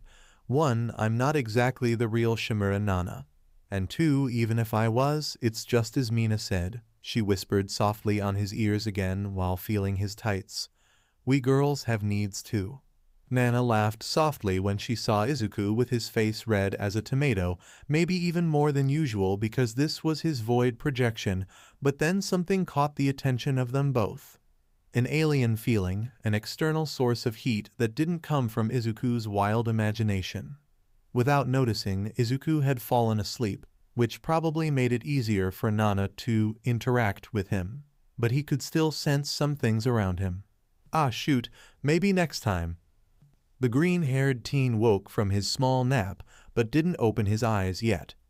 This sensation was definitely the weight of someone resting on top of him, and this person was hugging him loosely too. Acting on instinct, Midoriya moved one arm to embrace this unexpected visitor, trying to guess which one of his girls was it. Whoever it was, they had to get up because Midoriya dozed off at the couch. If someone saw them like this... Let's see, judging by the slender shape, it could be Kyoka, Mina, Toru, maybe Setsuna. But why would she be here right now? Plus, there was another detail the Emerald Child was very knowledgeable of regarding the chest area. That size and softness. Where did he feel that again? Something is off here, he thought, slowly opening his eyes. The person on top of him stirred a little, probably in response to his arm around her waist. Mion, you are awake. It took Midoriya a minute to react. Once he looked down, he met with a pair of yellow cat-like eyes staring back at his face. Blonde hair tied into two messy buns, shiny ivory fangs showing through a small grin, and a permanent red hue across her cheeks. He was way more familiar with that face than he would like to. Hi, Himiko? He would have backflipped from his position if the girl wasn't blocking the way, but Midoriya jolted up, pushing the blonde away a little. It's me. Did you enjoy your little nap, Izuku? She asked normally, moving to sit on his lap. Meanwhile, the boy tried to recover from the small heart attack. What the hell are you doing? When did you get here? She tilted her head like a cat, placing one finger on her cheek, then replied with a smile. Well, I was just passing and saw you laying on the couch. You looked so peaceful, and there was no one around, so I thought, I'll sleep with him. Midoriya looked incredulously at the happy blonde. Don't ever do that again, and get the hell off me, he said, pushing Himiko away and getting off the couch. Aw, why not? I'm behaving so well lately, she whined, quickly following Midoriya as he headed to the kitchen. Because I said so, and stop following me. Don't be so harsh with me, Izuku. I can't tease you without getting closer. Now we're on the same page, he said, opening the fridge door and almost hitting the blondie while doing so. Seeing that he was planning to give her the cold shoulder again, Himiko changed her approach a little. Sitting at the table, she simply watched Midoriya drink whatever he got from the fridge in silence. The boy didn't mind at first, but her constant stare was as unsettling as having her close to him. Sai, what do you want now? He asked, clearly annoyed. I already told you, Izuku. Himiko leaned forward, placing a hand next to her mouth to conceal her voice. Put me in your harem. Hell no. And in the remotest of chances that you actually got in, the girls would murder you, he said in a whisper. Ah, so you do care about me. What? No, I don't. So your little army of lovers ending my life wouldn't make you sad? Not a single bit. Except, maybe, for the fact that this could put their reputations at risk, Midoriya answered coldly, to which Himiko put a hand in her forehead in a dramatic manner. Oh, that really hurt my feelings. The person I love couldn't care less about my well-being. If you know that, why do you keep trying? He asked the blondie, but in fact, the question came out of nowhere. The words just came out, perhaps because the mere presence of Himiko was enough to drain Midoriya of his energies. The girl locked eyes with him for a moment, then rested her chin in one hand, holding a sly grin. Because I just know that isn't true, Izuku. I'll make you understand that, and maybe one day I'll hear those 3 sweet words from you. The way she spoke and looked at him right now gave Midoriya so many mixed signals, which was the norm with Himiko, honestly. She looked like a normal girl with a dreamy face, yet his experience and his instincts were triggering alarms inside his head. She was up to something, Himiko always was. He couldn't trust her, but so far she did as she has been told. She didn't show any signs of changing her less than pleasant personality, but she also stopped with a murderous intent. Mostly. This walking contradiction stood there, watching him with cute dreamy eyes that Midoriya was sure hid malicious intentions. You clearly have problems in the head, he added dryly while leaving the kitchen. Himiko laughed softly as she followed him with her eyes. You are probably right, I got lots of problems, but loving you ain't one. Midoriya would have frozen in place if he didn't know better. This reaction would surely invite the blonde annoyance to keep with her games. Although, by this point, Midoriya thought that nothing would make her stop. Later on, the students from Wana got a small visit from Aizawa, accompanied by none other than the Big Three and another special guest. You, Egg, is now officially responsible for taking care of her, said the scruffy man with a plain face, gesturing to Eri, who was sitting on the couch. Meanwhile, Midoriya looked shocked by the decision. Really? What happened with staying close to her while we could? After the fight with the 8 precepts and Overhaul's defeat, Eri's future was uncertain since her single remaining relative is on a hospital bed for an undetermined time. She can't stay at the hospital forever, and there are some very complicated details involving her power, the teacher explained calmly as more students gathered to greet the young girl. I thought you, of all people, would be the happiest to hear that. No, I'm really happy. It just happens a little out of nowhere. With everything that happens in his life, Midoriya kinda lost track of time. They were at the end of the year already. That's great, Eri-chan. Ribbit, you remind me of my younger sister. Welcome, Eri-chan. Uraraka and Tsuyu quickly got near to the silver-haired girl. I'm really happy to be here with you all, said the girl in a shy manner. Talking to Midoriya, Tsuyu, Uraraka, and Kirishima in particular, Aizawa explained the reasons why would Eri be at U from now on. Apart from her parents being missing, the little horn on her head restarted to grow, which meant her quirk would increase in power. And with that in mind, Aizawa would keep an eye on her, help Eri learn to control her power, and prevent any accidents from happening if possible. And Mirio would be helping with taking care of her, given his current situation. The first-year students felt really happy hearing this news.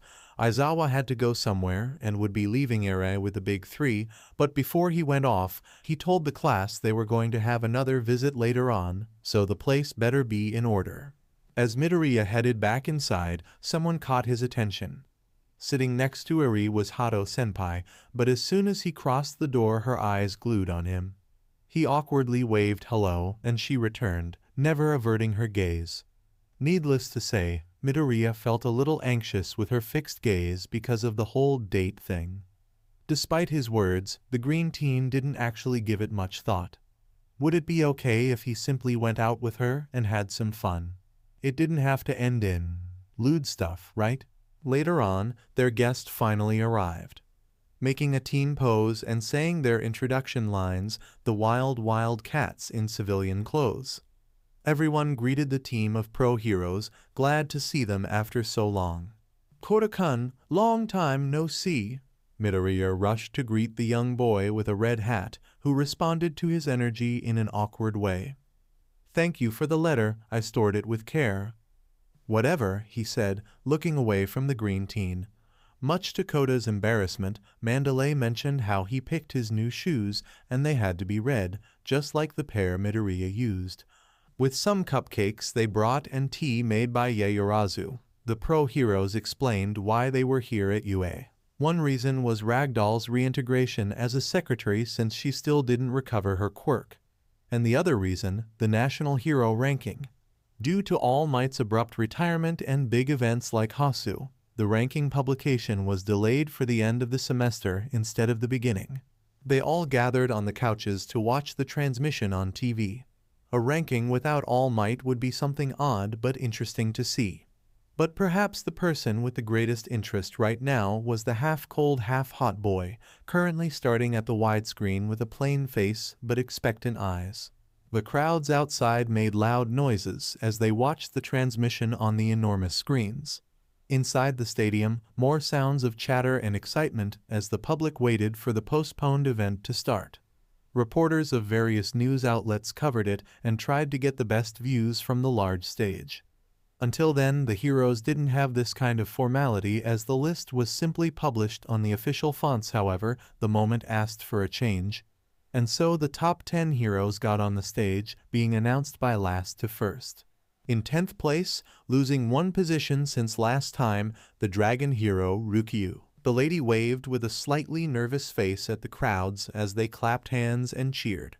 9th place, also falling from the position, the armored hero Yoramusha. The old hero grumbled something about the system being faulty since he not being a top 3 was clearly a calculus error. Number 8, From the washing powder commercial, the washing hero wash. The living washing machine jittered excitedly. Number 7. A huge jump. The rising star that won't stop going up, Kamui Woods. The man with a wood mask humbly thanked for the praise. The orthodox man keeps his position. Number 6. The shield hero Crust. The honorable man silently wept for the retirement of the symbol of hope. Number 5. The obstinate rabbit goes up in the ranking. The rabbit hero Maruko. Ha! Teaming up is for weaklings, she boasted with a confident grin. Number 4. His conflict resolution count and approval index are on the stratosphere. Ninja hero Edge Shot. The mysterious hero stood with a typical ninja pose. Then the next man.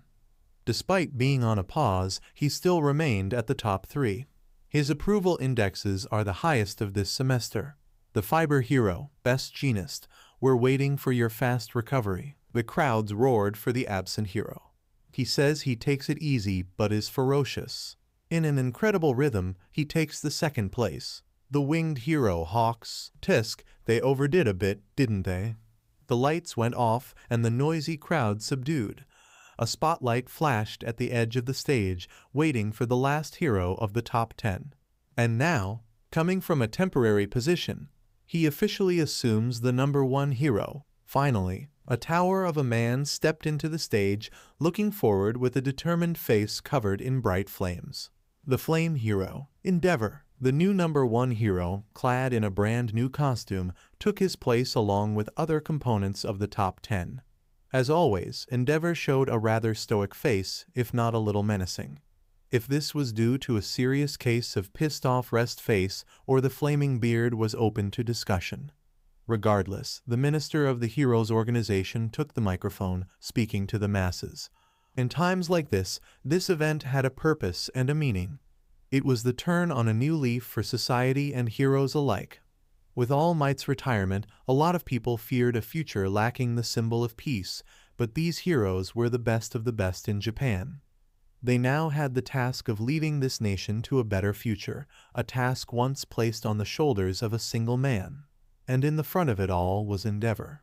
The other heroes commented on how they viewed the situation.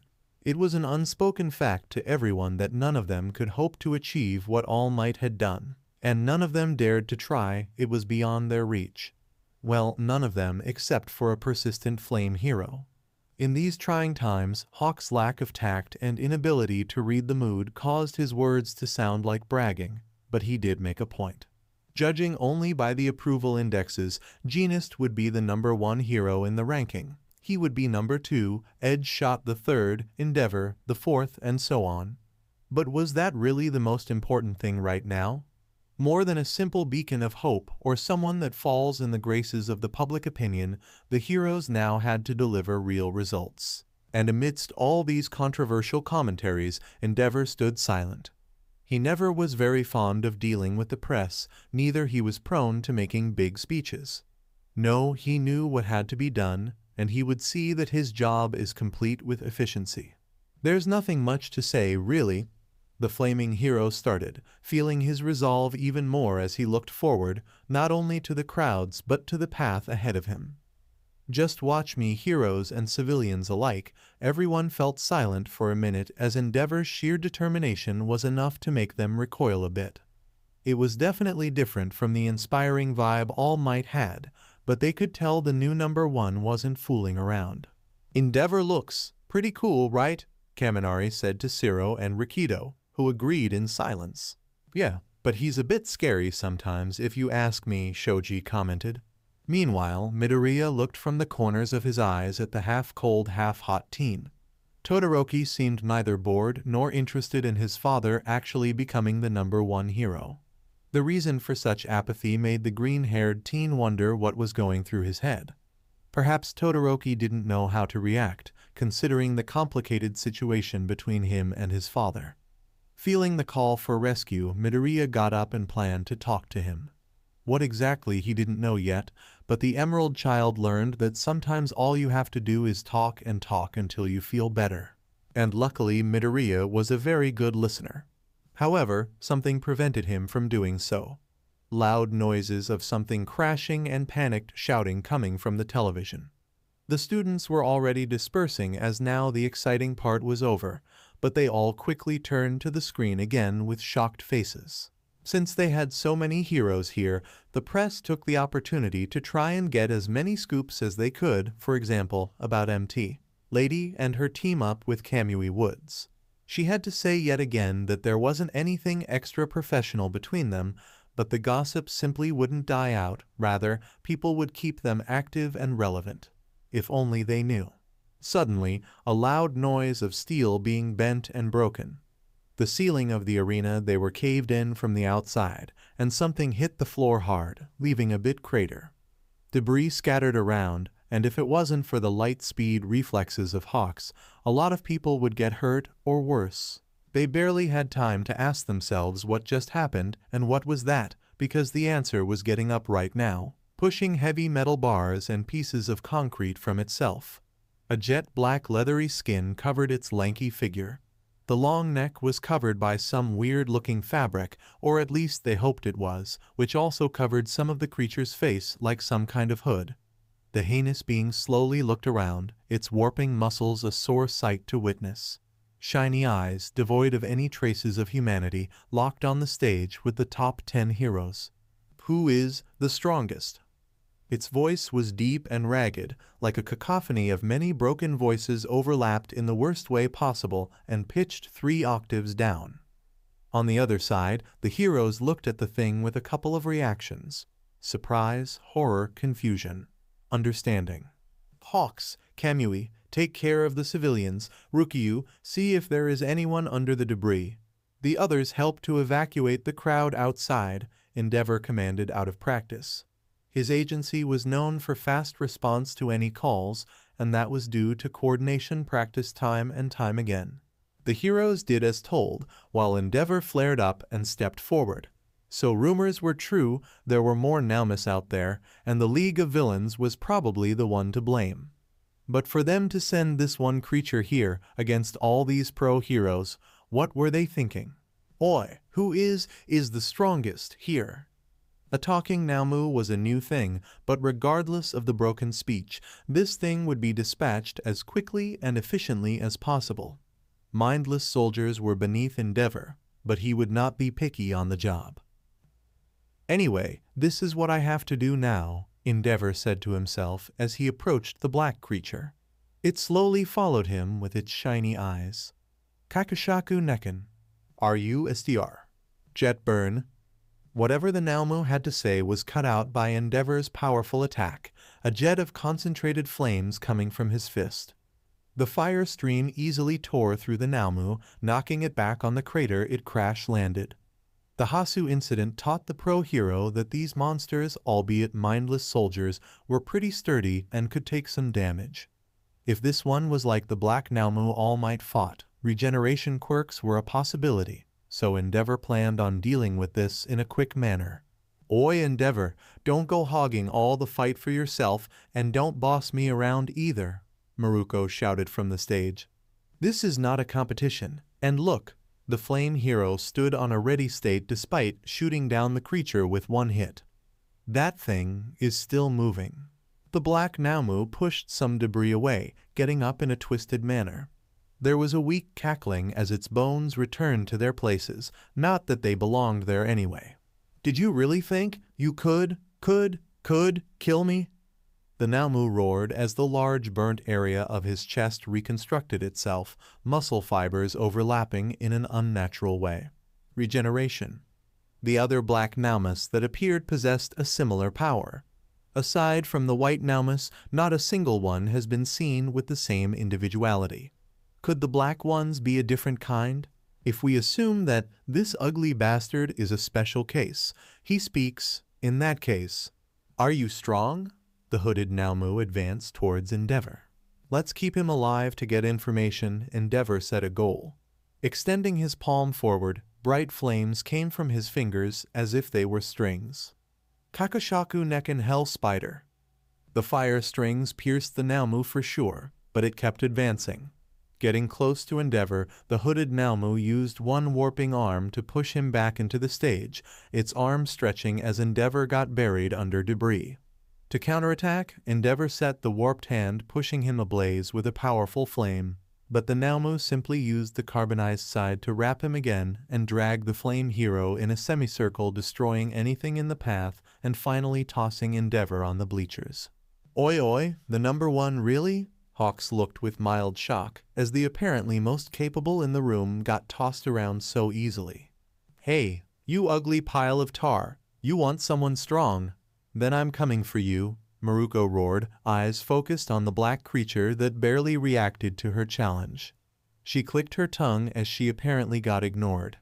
Is that so? In that case? Flexing her powerful legs in a crouched position, Maruko took impulse and dashed forward like a bullet, flipping in mid-air to deliver a flying kick that she missed on the last second. The Naomu bent its column back in an unnatural way, practically folding in half. Oi, is that serious? She said, landing on the other side of the large stadium. Is there anyone strong here? The hooded Naomu growled in a deep voice, scanning the surroundings. You freak, I'll show you strong. The rabbit hero went for another dash, this time waiting until she was a couple of inches away from him to kick the floor and spin around in a roundhouse kick that connected to the side of the creature. It bent in as she added torque to the kick, and her sensitive ears captured a sick sound of fluids being spilled and bones cracking. Ha! Too easy. However, the Naomu merely moved a meter or two, and what was worse, in the few seconds it directed its attention to Maruko, the black creature swung his arm in an arc, hitting the rabbit hero even before she could land, sending her flying into the air. If she reacted a second later, she would have been hit completely unprepared, but Maruko managed to pull her legs close to her body in order to cushion the impact. Suddenly, the hooded Naomu got hit by a sharp object, throwing it off balance for a moment. Flying swiftly around, Hawks sent his feathers like lances to pierce the heinous being in the neck. Everyone got evacuated. Endeavor.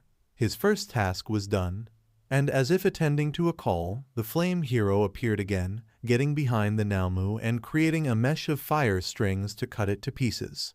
That thing better survive this.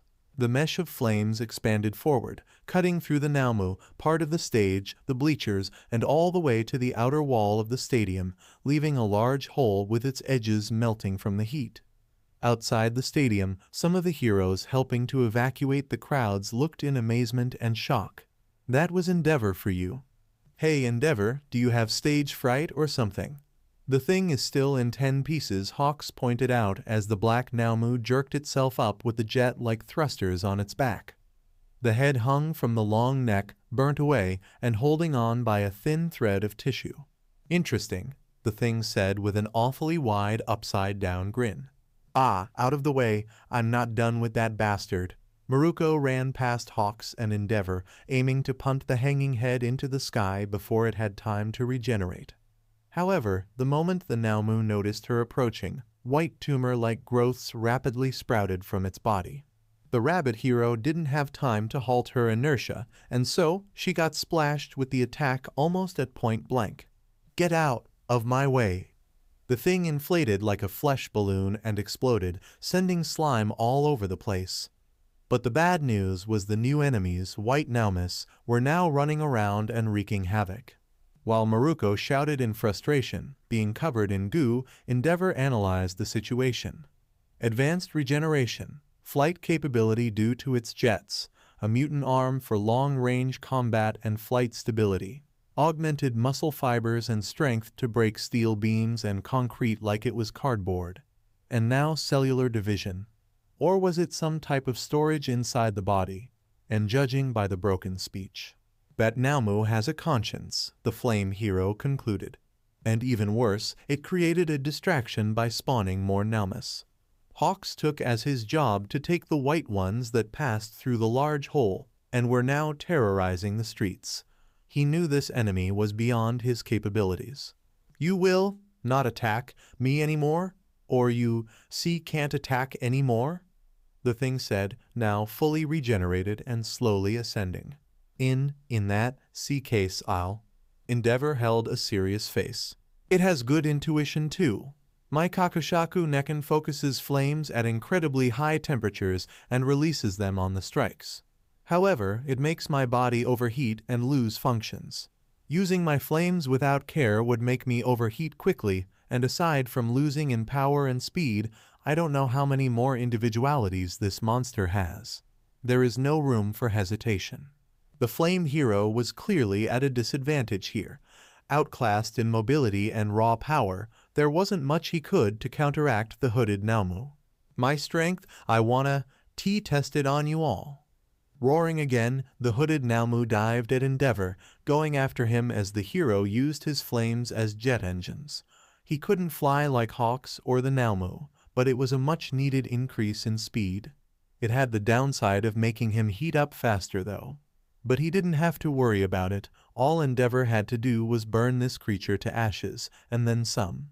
Increasing his flames, Endeavor focused on keeping the output constant, completely ignoring the pain as the black Naomu dragged him through the rows of seats. The black leathery skin and freakish muscles burned away, but more grew under it at a fast pace. The hero's vision blurred a little as his internal heat reached dangerous levels, but he kept cremating the damn creature alive. Perhaps due to its focus solely on Endeavor, the hooded Naomu didn't notice another person incoming. Maruko was on the offensive again, more pissed than ever. Heads up, you crooked piece of shit. The moment the Naomu turned its head around, Maruko connected a strong blow to its face. The sound of something cracking confirmed the effectiveness of the blow, even if for a short time. It was enough for Endeavor to pry himself from the powerful grasp. Seriously, if the woman wasn't so loud when fighting, he wouldn't have noticed her attack, and she would end with some serious burns. Maruko, stay back. This one isn't like the other Naumus we've encountered so far. Despite being a little dizzy, his words came out clearly. TCH, you take a seat back there and rest, old man. This bastard owns me a new costume. Before he could protest further, Maruko literally jumped into action, leaving Endeavor behind on the bleachers. If he didn't know better, he would think she was trying to buy him some time to cool down. Meanwhile, the rabbit hero hopped around as if her feet were springs, using every little opening to attack the black creature. The hooded Naomu was fast to react, and its elastic arms gave Maruko a run for her money, but that was the best part of being a hero to her. If it was too easy, there wasn't much fun at all. She would identify with his pursuit of fighting the strongest if it wasn't a mindless drone soldier pumped with who knows how many quirks. You wanted the strongest around, right? Then I hope you don't regret it. Maruko crouched and kicked the floor hard, leaving a crater behind. Luna Arc. With the added momentum, she swung her leg up, hitting the hooded Naomu square in the chest and driving up to the chin, resulting in the creature being launched upwards with its ribcage caved in and the jaw completely out of place. The kick was so powerful that it crossed the stadium's ceiling, opening another hole on it. I'm not done yet, shouted the white-haired woman as she jumped on the bleachers and climbed all the way up to the top. As for Endeavor, he was still feeling the overheat, but his vision was clear now. In fact, the first thing he saw was a young blondie getting to him. Endeavor, what the hell is happening? Kamui said something about a Naomu wow, MT. Lady didn't expect to see the number one in such a state, tossed on a pile of broken seats. Where is the thing? Rather, are you okay? Getting up, Endeavor glared up through the hole in the ceiling. Humph, I'm perfectly fine. The black Naomu is different from the ones you found at that warehouse. It is much stronger. I can see that just by looking at you and this place. The young hero flinched a little when his burning gaze fell upon her. I mean, it seems we're on a disadvantage here. These things have a lot of quirks packed into them, right? Yes. This one is particularly hard to deal with because he is out of reach. Endeavor felt silent for a moment. Then he glared at MT. Lady again, making the blonde a little anxious. You. HI? Pew individuality is gigantification, right? Yeah, but I can only grow to 20 meters. That thing could still be out of my reach. No problem. Toss me. Excuse me? Did she hear that right? Endeavor pointed up with a determined look in his face. Get me up there. Oi, oi, oi, I know you're the number one now, but are you not pushing this too far? I can't guarantee I'll catch you when you fall, she said with a concerned voice. Leave it to me to solve it later. Now. Suddenly, Maruko came crashing through the ceiling, making this the third hole in it. She managed to flip in the air and reduce the impact with her legs, but the dark-skinned hero still hit the floor with great force, rolling like a ball and halting when her back hit a wall. You stupid. Looking at this, Endeavor and MT. Lady exchanged glances. She still a little unsure, and he determined as always. The hooded Naomu hovered high in the air, looking down at the stadium where it tossed the woman with long ears. It scanned the area. Weak, is there? There? Anyone strong here? A shining object caught its attention. Inside the stadium, MT, Lady got into her giant form and held the flame hero in her hands. She tried her best to take aim and pulled her arm back. Are you sure about that? Just do it already. And with his answer, more like a command, the blondie launched Endeavor through one of the holes like she was tossing a baseball. Quickly reaching the height of the jet-black creature, he prepared to deliver a powerful blow. Jet burn! Endeavor was launched right at the Naomu, so the flaming fist hit it square in the face, burning away some of the head and the exposed brain. While the Naomu flew back with the force of the punch, Endeavor used his flames as jet engines again. He could only slow down his fall, but that would do for now. Still hovering, the Naomu stared at him with a twisted grin while its head regenerated in a gross way. You look strong, the thing dashed forward. Show me if you are strong. It came straight for Endeavor, and the hero let it get really close. Once at arm's length, Endeavor grabbed the black creature and flared up in a bright inferno that was visible from miles away. The evacuating people and the press covering the sudden battle all looked in awe as the night sky was lit up. Just burn and vanish, prominence burn. Endeavor produced a fire stream with all his body, the huge flame jet completely engulfing the hooded Naomu. It was hard to look straight at it, and you could almost feel the heat from the streets. The flames subdued, and Endeavor stood hovering in the air. No signs of the monster still existing. What a shame! Could it be? He turned to the side and saw a severed head quickly regenerating. Did it cut its head off at the last second? The hooded Naomu grew a stub of an arm and stretched it like a lance, piercing Endeavor. The flame hero barely had time to react, moving away only enough to avoid a fatal blow. His face, however, suffered a nasty rough cut from the mouth all the way up to the eye on the left side. Having his side also pierced, Endeavor plummeted, crashing on the street and even forming a crater. I'm bored. Isn't there a stronger H-hero? Everyone that watched, be it in the area or through the screen, looked shocked and terrified, especially the Todoroki family who had been following this unexpected sequence of events. At one of dorms, the students had their eyes glued on the screen, especially the half-cold, half-hot teen.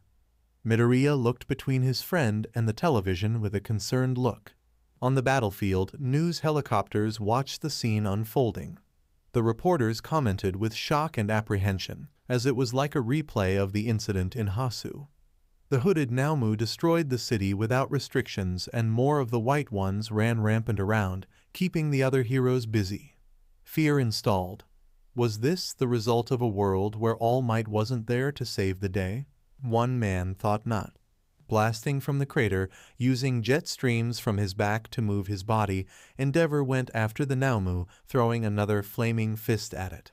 Too slow, the creature easily dodged, grabbed Endeavor, and swung its stretching arm into a wide arc, dragging the hero around and burying him into another pile of debris as the buildings crumbled. People panicked around. They did not know where to look at since the symbol of peace was no more. At UA, Aizawa just entered the room, searching for the youngest son of the Todoroki family. The young man looked both distraught and incredulous. You've got to be kidding. Was that it? This was the end of the age of heroes? Would society descend into the chaos that it was before All Might came? Stop saying what is convenient for you, a voice shouted, catching the attention of a camera. A teen, not older than Todoroki, looked at the reporters covering the fight from a distance. Look, the flames are still burning bright. He didn't give up yet. The boy shouted and pointed at the direction of the fight. He's keeping the symbol of peace alive. He's giving his best to protect us. Look. The hooded Naomu flew towards the crowds in the distance, its menacing shadow getting dangerously close and fast. Then a huge ball of flames flew after it. Endeavor was using the max output to reach the damn thing. You have regeneration too? The Naomu said as it looked back. Don't compare my body to the abomination you are. My body can barely move. Endeavor propelled himself forward to the fight once again. Use the flames to move the limbs that won't respond. The black creature stretched its arms to pierce the hero. Thanks. The pain helps to keep me conscious. Like I would be defeated like this, even with this eye, I'll win this somehow, he roared as he pushed forward. Increase the heat of the flame, more, even further. That curse thing, its regeneration power was beyond anything Endeavor had seen so far. Having half of the brain carbonized should disable all of its functions. The capture was no longer an option. This dude's speed, power, regeneration, reaction time, burn them and overcome them until only ashes remain. Suddenly, a known face appeared behind the Naomu, slashing it with feathers that worked as sharp blades. Hawks was done dealing with the stragglers and went to help the flaming hero. He knew he didn't have nearly enough firepower on his feathers to hurt the Naomu effectively, but in a matter of speed, there was no match to him. So he would cover up for Endeavor's lack of speed. I'll give you a push with my feathers. I'll push you to the top, Endeavor. Hawks used most of his feathers to propel the number one forward.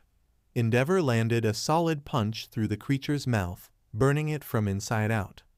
Then another roar came from the thing, and it blasted forward, dragging Endeavor along. That damn thing, even though I burned his insides, the regeneration keeps recovering.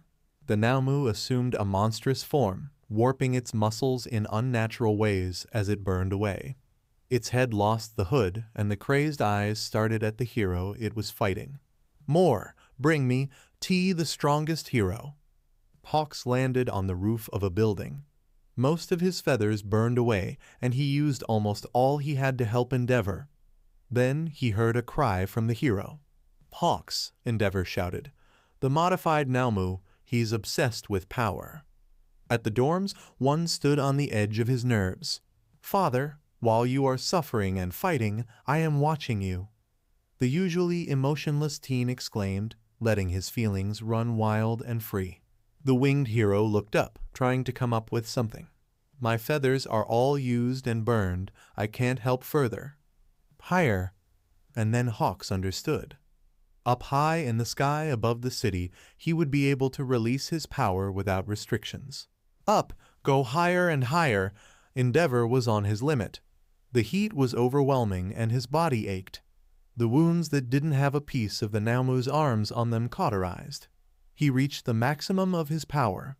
Hawks did it. With the last of his feathers, there was nothing else around them besides air. You are what I could have been in another future or in the past, the flame hero said as they briefly floated in the air.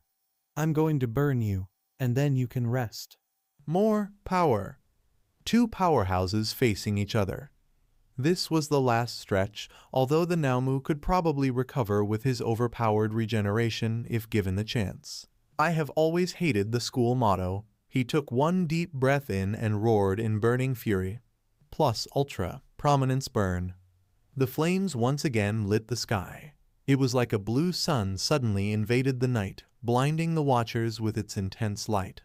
Anyone nearby would have fainted with the heat emanating from it, so indeed, it was only possible because the city was out of range. As the fire stream died out, a ball of fumes plummeted to the floor, crashing on the streets. No signs of the black Naomu. Everyone halted their breathing in expectation. Endeavor. Hawks ran to the crash site, and lo and behold, the man was actually getting up. Amidst black smoke, dust, and debris, Endeavor stood on his feet, a little prone forward but still up. The right fist strongly raised as a sign of victory. He's up! He's up! Endeavor! The reporters covering the battle cheered as the crowds roared in excitement and relief. He won. This is his first victory pose as the #1 hero. Maybe it was the unusual unleash of emotions, but Todoroki Shoto fell to his knees. Meanwhile, the winged hero prevented the tower of a man from flopping on the floor face first. Hey, isn't that the same pose All Might used? He uses the left arm. I raised another one. Really? I didn't know. Thanks for saving the day, #1. It was a failure. The start was a mess. Well, sorry to disappoint, but this one was a huge win, definitely. As the two battle heroes walked away, rather, Hawks carried Endeavor, a voice caught their attention. Someone got in their way. That was quite the show, Endeavor. Blue flames surrounded the two heroes. Just when the fight was over, another one has started. You are the criminal who killed Snatch, Dabai, from the League of Villains. The flame hero recognized the signature flames. I have to admit, I was kind of expecting you to be dead by now, but you're really a cool hero, aren't you? The man with scarred skin said as he set his hands ablaze.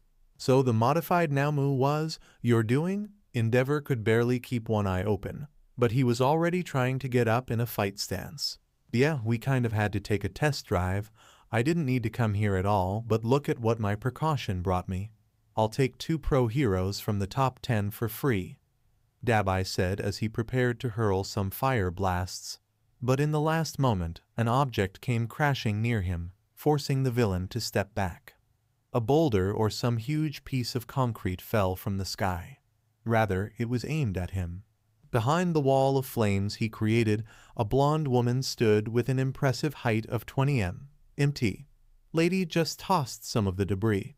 She didn't care if that would be fatal because the lives of the top 2 heroes were on the line, and this villain was really dangerous. TCH, guess we have some unwanted guests. Well, let's call it a day. We'll definitely meet again, Todoroki Inji, Dabai said with a crazy grin as he stepped back. Wait up, I know you. The villain turned to another voice, and he had to duck and roll away as a woman with rabbit ears flew past him, crushing a wall she hit instead. The hits Maruko took definitely messed with her aim a little. You're one of the idiots from the League of Villains, right? Don't think you'll go anywhere before I give you a serious beating, she said, getting ready for another jump dash. Until next time, #1. The villain said as a pitch-black tar started to spit from his mouth and surround his body. It was that teleporting quirk again. The rabbit hero aimed a descending kick at him, but Dabai vanished just in time for her to miss, hitting the floor and sinking her foot in the black mud that was left. And by the heavens, that thing stinks. Growling as she once again got covered with slimy substances of dubious origin, Maruko turned around to the 2 heroes. Hey, this guy is from the same group involved in the Hasu incident and the attack at UA, right? The figure of the #1 hero slowly got on his knees as he struggled to keep his eyes open. It was over for now. At the Wana dorms, the young heroes in training breathed out in relief as the crisis got solved. Some were still around Todoroki to make sure he was doing fine. Aizawa came running when he saw on the news, and soon the teen's phone started to ring as his older sister called. The news showed that Endeavor would be taken to a hospital for treatment, and Todoroki was asked if he wanted to go there too, but he politely refused. Maybe later on. A little bit aside from the small crowd, Midoriya watched Todoroki with concern. Now he really felt that he wanted to talk, but then something else got his attention. The annoying blonde stood behind the couch, staring at the screen as if the battle was still going. Himiko had a worried look in her face. The villain Dabai appeared. Could she know something about it? Even with all this time away from the League. How far were they planning ahead then? The green teen approached her thinking of asking those questions, and then the girl turned to him as if sensing his intentions. No one contacted me, if that's what you're thinking, Izuku, Himiko said, her eyes returning to the screen. Did you know about that modified Naomu? He inquired with seriousness. Himiko simply lifted her shoulders. Shigaraki-kun wanted to stock them like crazy, but these ones are hard to get. You remember the one with laser eyes, right? Of course, he remembered. It almost was the death of him. The investigations at the deactivated power plant didn't earn any relevant info on what the League was planning, and Himiko said that her knowledge of the plans was limited, more because she wasn't listening to it all the time. But one thing she knew for sure, the white-haired villain was preparing a big play, as he would say. Whatever it was, it probably had something to do with the modified Black Naomu Endeavor fought. This was the third one of its kind, and it posed a much bigger threat than they expected. The overall mood was one of positiveness. The pro-heroes would all work even harder to keep the legacy All Might left as solid as ever. However, to the green-haired teen, a shadow lurked right behind his neck, and amidst these thoughts, Midoriya failed to notice someone talking to him. Midoriya. Todoroki-kun? The half-hot, half-cold teen approached him as he was outside catching some fresh air. He ended spacing out while looking up at the stars. Are you busy? Todoroki asked him. Oh, not really. Do you need anything? Actually, there's something I wanted to ask you, he said, not looking directly at the Emerald Child for a while. Then, taking a deep breath and reinforcing his resolve, Todoroki focused on Midoriya's face, making the green-haired teen flinch a little. Do you think someone can change? The question was so vague in this context, Midoriya didn't have any idea of what to make out of it. How should he answer that? Change in relation to what exactly? Hold up, was he talking about his father? Todoroki never shared it to the full extent, but over time Midoriya understood his friend had a complex relationship with the pro-hero. That was even more evident after the unexpected display of emotions aside from cold hatred. So was he asking about that? And why ask Midoriya? Sorry, I think this is too broad. Todoroki might have noticed the lost look in Midoriya's face. Do you think one can change itself and be someone different? Well, he was definitely talking about his father now. Endeavor wasn't exactly the best reference when it came to public appearance. Unlike All Might, who had natural charisma, the Flame Hero was much less prone to interact with the masses. He had his fanbase, sure, but it wasn't nearly as large as the former number ones, and now he had to kind of fill the role. The green teen knew all too well the pressure of having to cover a gap so big, being the successor of One for All. Did the pro-hero also feel that way too, or was it beneath him with all the years of experience? Regardless, Todoroki might be talking from a more personal perspective, which only made it harder to answer. How was he supposed to say if he didn't know how Endeavor was beside his hero facade?